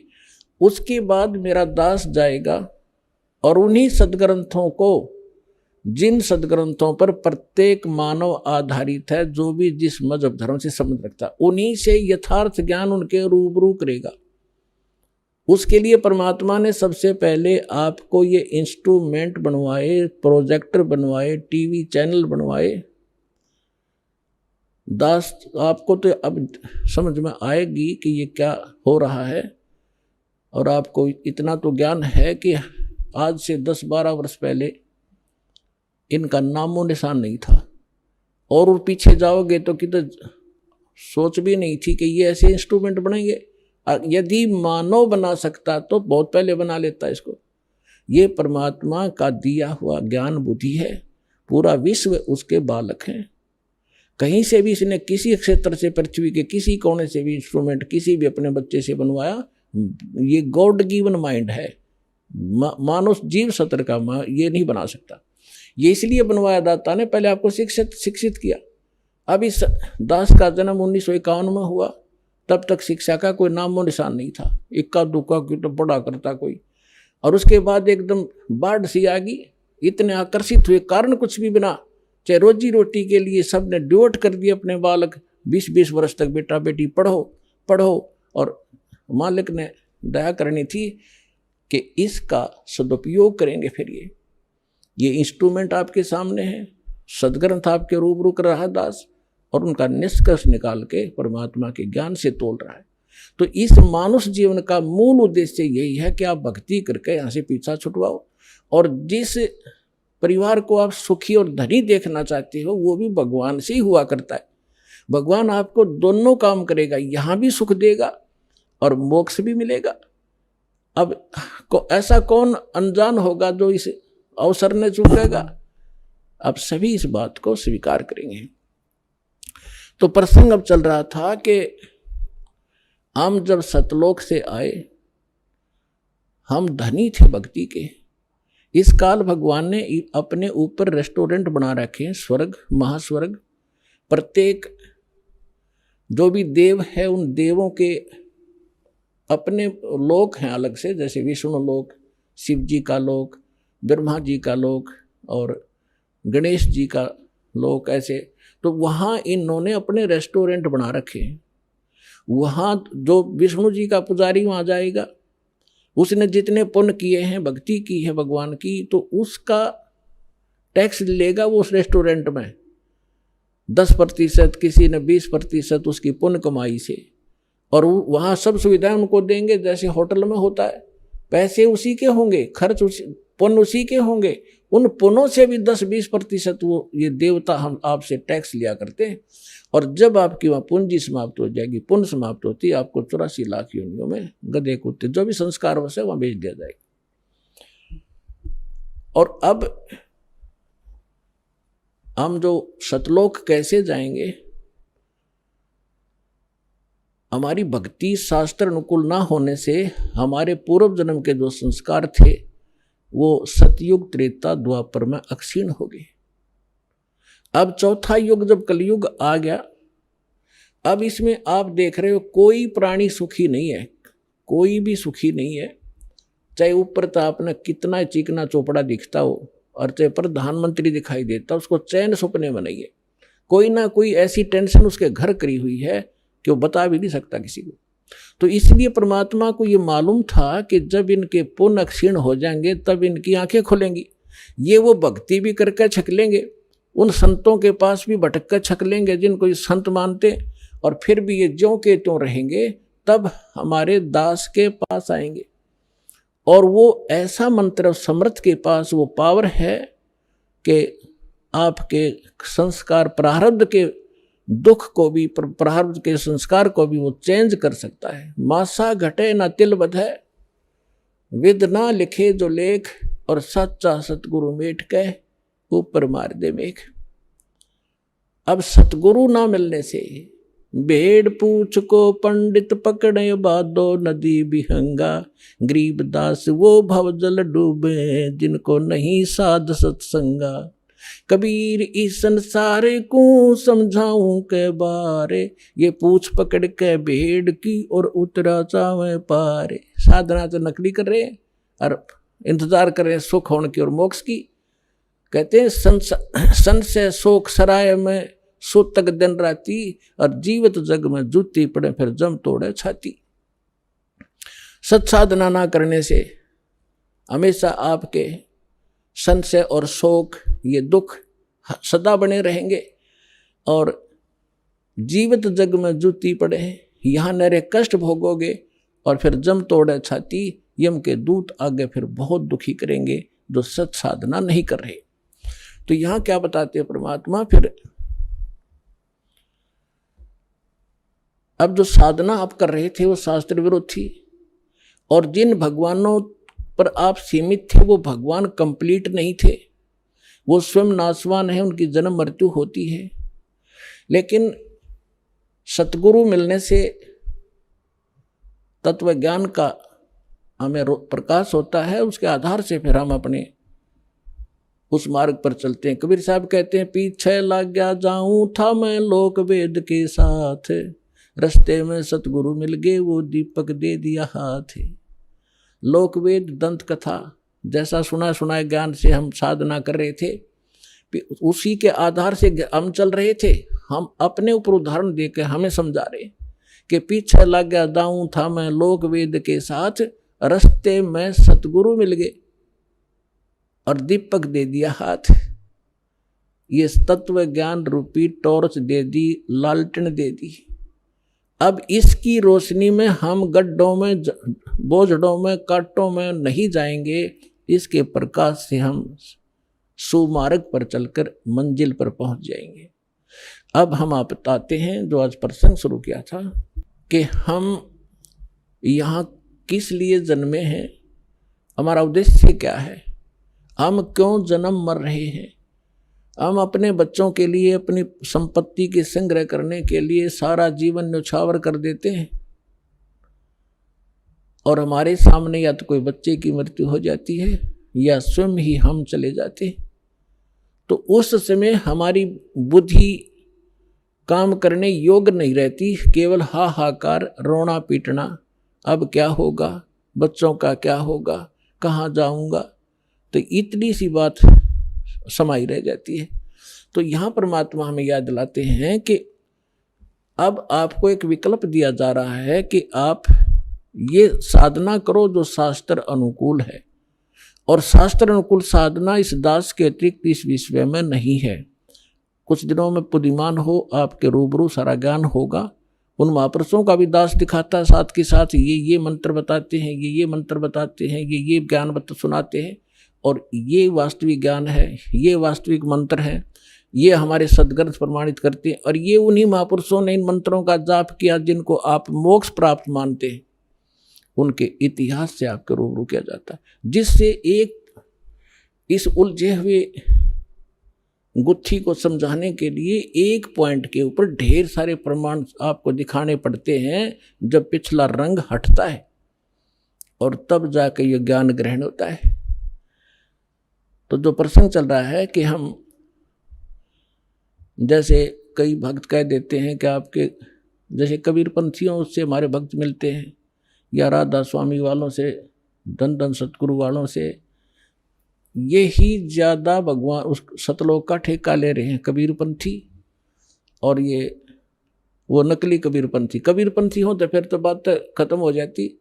पंथ माने मार्ग, वे जो भगवान ने रास्ता बताया कबीर साहब ने, वो कबीर पंथ है, वो कबीर के जी के द्वारा दिया गया मार्ग है, वो कहते हैं कबीरपंथी।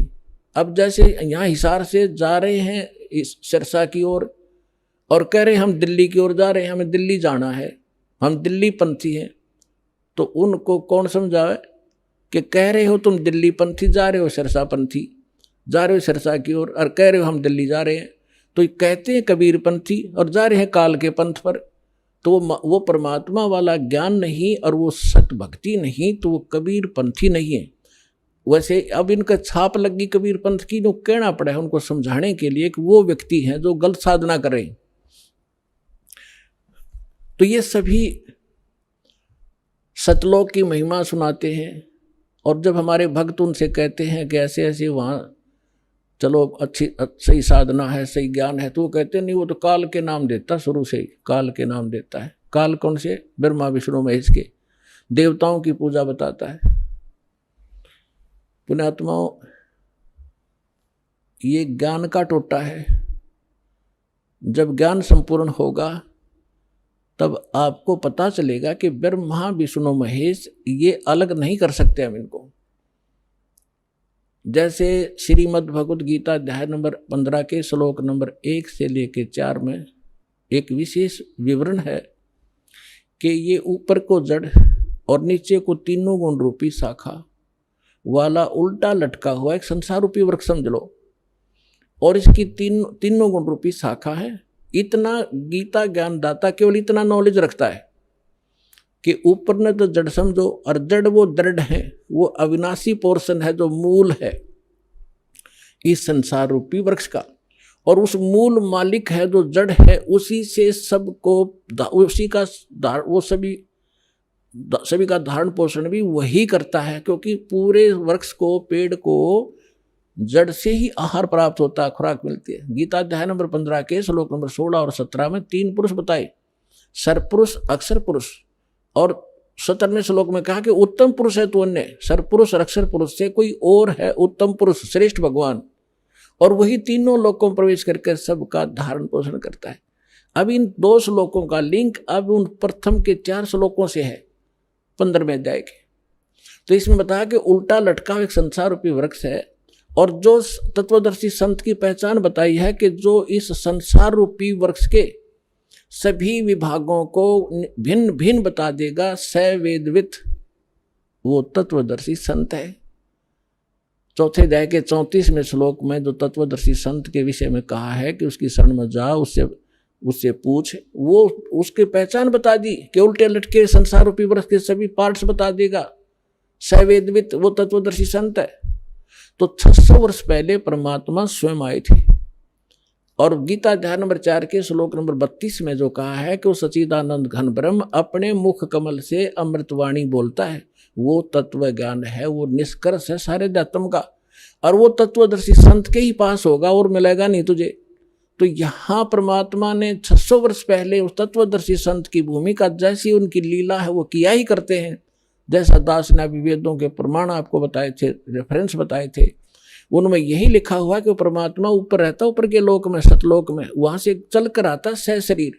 और यहाँ 3 प्रकार से के सतिथि से हमारा धारण पोषण करता है। एक तो आपको बता सतलोक में रहता है, जब वहां तो उनका शरीर बहुत तेजों में होता है, करोड़ सूर्य मिला दे, करोड़ चंद्रमा एक रोमकूप की उनकी शोभा होती, इतना तेज है। दूसरा, प्रत्येक युग में शिशु रूप धारण करके आते हैं और एक जल कमल के ऊपर है, यानी कमल तो जल में ही होता है, सरोवर में आकर वो अपना निवास कर लेते, शिशु रूप धारण करते हैं। वहाँ से वो ये निसंतान दंपत्ति उठा ले जाते हैं और उनके परवरिश की लीला कुंवारी गायों से होती है। ये तो है प्रथम। फिर धीरे धीरे बड़े होते हैं तो बचपन से ही वो अपनी महिमा अपने मुख कमल से, लोकोक्तियों के माध्यम से, दोहों के माध्यम से, शब्दावलियों के माध्यम से वो ज्ञान प्रचार करते हैं। कवियों की तरह आचरण करते हैं, लोग उनको कवि भी कहने लग जाते हैं। एक प्रसिद्ध कवियों में से भी एक होते हैं वो, लेकिन वो होते हैं परमात्मा। अब तीसरी स्थिति वो बताई है कि वो तीसरी स्थिति में वो कभी भी कहीं भी किसी को संत रूप में, महापुरुष के रूप में आकर दर्शन देते हैं, उनको ज्ञान सुनाते हैं, अपने से परिचित कराते हैं। तो तीसरी स्थिति वाले महापुरुषों में से दास आपको बहुत बार बताते हैं, आदरणीय धर्मदास साहिब जी को मिले, आदरणीय मुल्कदास साहिब जी को मिले, आदरणीय नानक देव साहिब जी को मिले, आदरणीय दादू साहिब जी को मिले, आदरणीय मुल्कदास साहिब जी को मिले, आदरणीय गरीबदास साहिब जी गांव छुरानी जिला झज्जर हरियाणा वाले को मिले, आदरणीय घीसा दास साहिब जी गांव खेखड़ा जिला बागपुर हो गए उत्तर प्रदेश वाले को मिले, आदरणीय रामानंद जी, स्वामी रामानंद जी ब्राह्मण थे, 104 साल के, जो परमात्मा उस दूसरी टाइप की लीला कर रहे थे, शिशु रूप धारण करके 5 वर्ष की आयु में लीला कर रहे थे। 104 वर्ष के ब्राह्मण को सब वेदों और गीता से पराजित कर दिया था।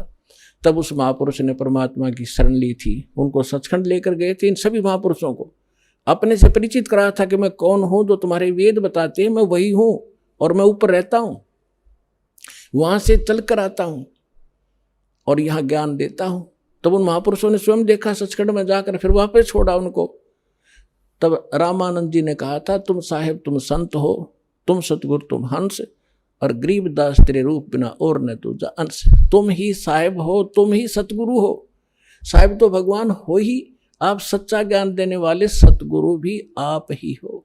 और आपके अंदर एक भगत के लक्षण है। आप जैसे परमात्मा आए थे कबीरदास, हमारे लिए एक रिहर्सल करके छोड़ गए कि यहाँ बकवाद नहीं चलेगी, जितना अधीन होगे भगवान उतना निकट आपका होगा।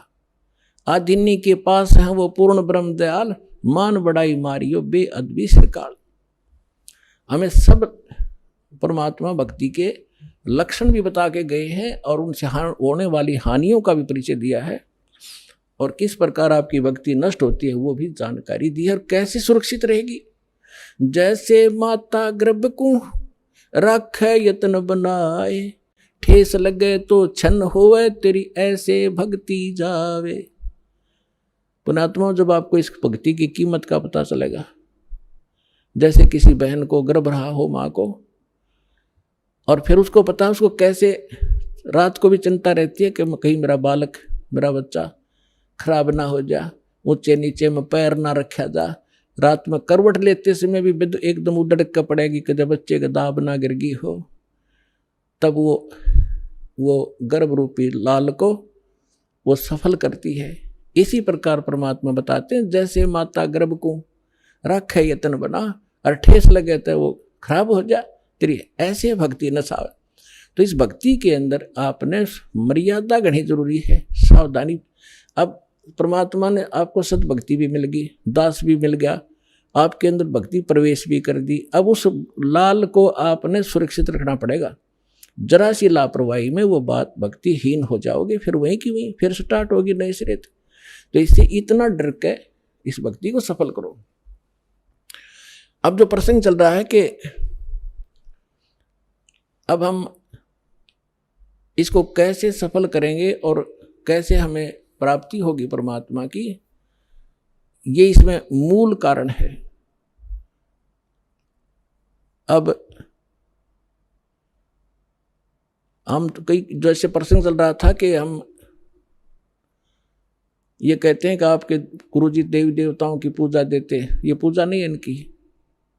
जैसे आप जी को बताया था कि जैसे पतिव्रता लड़की होती है, वो उस पूरे परिवार में अगर प्रेम से रहती है तो बहुत अच्छी भाग्यवान कहलाती है। और नो का अपने पति से अतिरिक्त किसी से ढंग से बोलूँ नहीं, किसी से बात नहीं करूँ, इससे की रोटी पाऊंगी, इसे कपड़े धोऊंगी, हैं तो वो कलह का कारण बनेगी, तो वह पतिव्रता होते हुए भी वह नकमी है।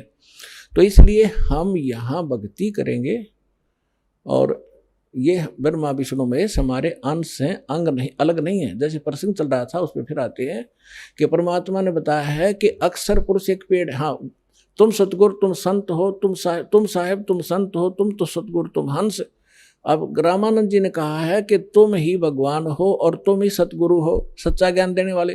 तो 600 वर्ष पहले परमात्मा ने आके बताया था अक्सर पुरुष एक पेड़ है, यानी एक सतगुरु की भूमिका की वो भगवान तो है ही है।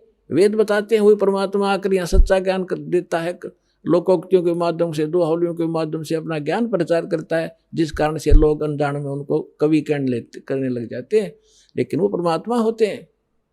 अक्सर पुरुष एक पेड़ है, सरपुरुष वा की डार, ज्योत निरंजन को सरपुरुष भी कहते हैं, अभी आपको पहले डिफाइन किया था। और तीनों देवा शाखा है भाई पात रूप संसारे, उल्टे लटके हुए संसार रूपी वृक्ष जो जमीन से बाहर दिखाई देता है, उसको डिफाइन किया परमेश्वर ने कि अक्सर पुरुष तना, अक्सर पुरुष तना, उससे एक मोटी डार निकली है ज्योत निरंजन, ये सरपुरुष समझो। उस मोटी डार के फिर 3 शाखा है, रजगुण ब्रह्मा, सतगुण विष्णु, तमगुण शिव जी। और पात रूप, उन तीनों शाखाओं के आगे फिर हम पात हैं।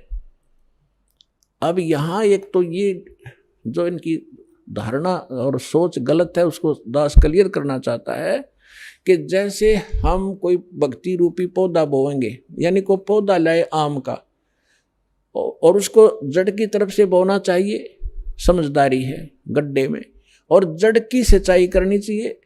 तो जड़ की सिंचाई हम करेंगे तो वो तना भी, पौधा, डार भी और टहनी भी बड़ी होंगी, वो पेड़ बनेगा।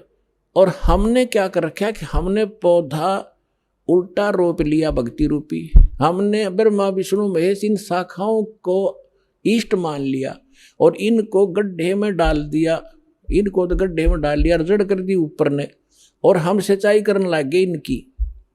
आपको एक चित्र दिखा देता हूं, जल्दी समझ में आ जाएगी। ये देखिएगा, हमने पौधे को कैसे बीजना चाहिए था और बीज कैसे दिया। देखिएगा, ये संसार रूपी एक वृक्ष है, ये है ऊर्ध्व मूलम अधः शाखम, ऊपर को जड़ और नीचे को शाखा वाला ये उल्टा लटका हुआ संसार रूपी वृक्ष है। और परमात्मा ने इसकी डिफाइन किया है, अक्सर पुरुष एक पेड़ है, सरपुरुष वा की डार, अक्सर पुरुष एक पेड़ है, ये परमात्मा की वाणी है। निरंजन कहो, सरपुरुष कहो, वा की डार, और तीनों देवा शाखा हैं, ये पात रूप संसार। ये इस जमीन से बाहर जो दिखाई देता है उसको पेड़ बोलते हैं। अक्सर पुरुष एक पेड़ है, सरपुरुष यानी ज्योत निरंजन वा की डार, और तीनों देवा शाखा हैं, ये पात रूप संसार। हम यहाँ पर हैं पात रूप संसार, और वो जो तीनों लोकों में प्रवेश करके सबका धारण पोषण करता है वो है उत्तम पुरुषत्व ने, ये है जड़ मूल सबका मालिक। यहाँ से हम सबको आहार मिलता है, यानी इस सरपुरुष, अक्षर पुरुष और ब्रह्मा विष्णु महेश तक का पालक यही है, लेकिन थ्रो प्रॉपर चैनल हम तक पहुँचता है। अब जैसे श्रीमद् भगवद गीता अध्याय नंबर 3 के श्लोक नंबर 10 से लेकर 15 तक विशेष विवरण है कि जो ये कि जब ब्रह्मा जी प्रजापिता ने सबसे पहले सृष्टि रचकर उनको संदेश दिया था कि तुम अपने यज्ञ अनुष्ठान करो और उसके द्वारा देवताओं को बढ़ाओ, शास्त्र अनुकूल साधना करो और उनसे देवताओं को बढ़ाओ, और बड़े हुए देवता तुम्हारे को बिना मांगे ही इच्छित फल दिया, भोग दिया करेंगे, और जो अपने संस्कार प्रारब्ध में मिले हुए से और उसमें से कुछ दान धर्म पुण्य नहीं करता वो तो चोर है भगवान का। फिर 15वें श्लोक में स्पष्ट किया है कि उस परमात्मा को जो सबका धारण पोषण, जो अक्षर परम अक्षर पुरुष है, उसको इष्ट रूप में मान के सभी धार्मिक अनुष्ठानों को करना चाहिए, जिससे आपको सभी लाभ प्राप्त होंगे। तो हम पूर्ण परमात्मा को इष्ट मानकर जड़ की पूजा करवाते हैं, और इन ब्रह्मा विष्णु महेश को अपने आप ही वो हमारे संस्कार शुभ बनकर इनके पास पहुंच जाते हैं। अब जैसे ये तो आपने पेड़ देखा, अब हम पौधा दिखाते हैं कि आप, कई कहते हैं कि रामपाल तो हमारे देवताओं को छुड़वाता इसलिए हम वो साधना नहीं करें। ये तो बालक हैं, बालक वाला ज्ञान वाला व्यक्ति ऐसी ही भाषा बोला करता है। जब उनको ज्ञान होगा तो पता चलेगा कि दास कुछ नहीं, ना देवता छुड़वाता, आपको उन देवताओं को ढंग से पूजने की तरीका बताता हूँ साधना का, जिससे आपको लाभ मिलेगा, आपका जीवन सफल होगा। अब देखिएगा, आप कोई पौधा लाए तो उसको ये ऐसे बीजना चाहिए, और आम व्यक्ति इसको स्वीकार करेगा, सीधा बीजा हुआ भक्ति रूपी पौधा। अब ये मूल है, पूर्ण परमात्मा अक्षर पुरुष जड़ है, इसको गमले में या गड्ढे में लगाया और सिंचाई की, सतभक्ति की, तो इस जड़ से फिर ये सभी देवता, ये तीनों देवा शाखा, ये बड़े हुए, पेड़ बन गया, पेड़ बनकर फिर फल इनका लगेगा टेन ब्रह्मा विष्णु महेश को। अब इतना अनजान कौन होगा? वो मूर्ख ही होगा जो यूं कहे कि माली जड़ की पूजा करता है और टहनियों को तोड़ के फेंकवा दे, फिर उस पूजा का फायदा क्या होगा? टहनियों के ही तो फल लगेंगे। ये ब्रह्मा विष्णु महेश ही आपके शुभ संस्कार अशुभ संस्कार जैसे भी होंगे यही देंगे आपको, ये कंट्रोलर है यहाँ के। और जब हम शास्त्र अनुकूल साधना करेंगे तुम्हारे सारे शुभ ही शुभ होंगे, और वो जाएंगे इनके पास, ये फिर आपको देंगे। जैसे जड़ की पूजा की ये एग्जाम्पल है, ये उदाहरण है कि जड़ की पूजा करने से वो फलों का फिर फल, टहनियों के फल लगेंगे, और वो फल अपने आप लगेंगे, वो टहनियों के बस की नहीं। यानी आपके शुभ संस्कार होंगे तो ब्रह्मा विष्णु महेश आपको देंगे ही देंगे, चाहे आप कितना बैठे हो, चाहे जंगल में बैठे हो, वहां भी जाकर देंगे आपको। ये इनका कर्तव्य बना है। अब आप कैसे कर रहे हो और दास क्या करवाना चाहता है, ये देखिएगा। आप ऐसे कर रहे हो, आपने क्या किया है? भक्ति रूपी पौधा यानी साधना शास्त्र विरुद्ध कर रखी है। आप ब्रह्मा विष्णु महेश को इष्ट मान लिया और इसको गमले में लगा दिया टहनियों को, और इनकी पूजा शुरू कर दी, जड़ छोड़ दी। ये भक्ति रूपी पौधा आपका सूख गया, जिस कारण से आपको कोई लाभ आध्यात्मिक प्राप्त नहीं हो रहा। दास कहता आप इसको ऐसे कर लो, बस ये ब्रह्मा विष्णु महेश है, इनका फल लगेंगे इन टहनियों के, और बिना मांगे ही आपको फिर ये फल दिया करेंगे जब आप इस मूल की पूजा करोगे। एक कैसा दे सब सद है, एक कैसा दे सब सद है, और सब सद सब जावे, माली सिंचे मूल को हो, फल फूल गए। इतनी सी बात है, और ये हमारा शास्त्र अनुकूल ज्ञान है और शास्त्र अनुकूल साधना है। प्राप्त करो और अपना कल्याण कराओ।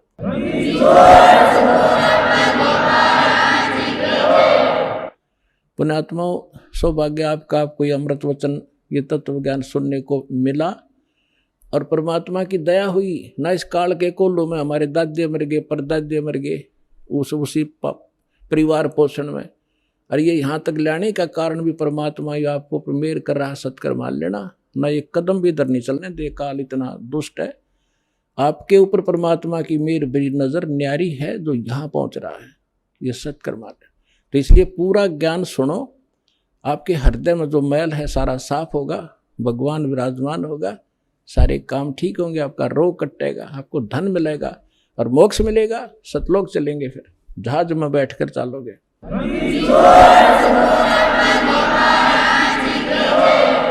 आइए अब हम उन श्रद्धा। अगर आप ये वीडियो YouTube पर देख रहे हैं तो हमारे चैनल को सब्सक्राइब करें और बेल आइकन को दबाना ना भूलें। अगर आप Facebook पर ये वीडियो देख रहे हैं तो हमारे पेज को लाइक करें।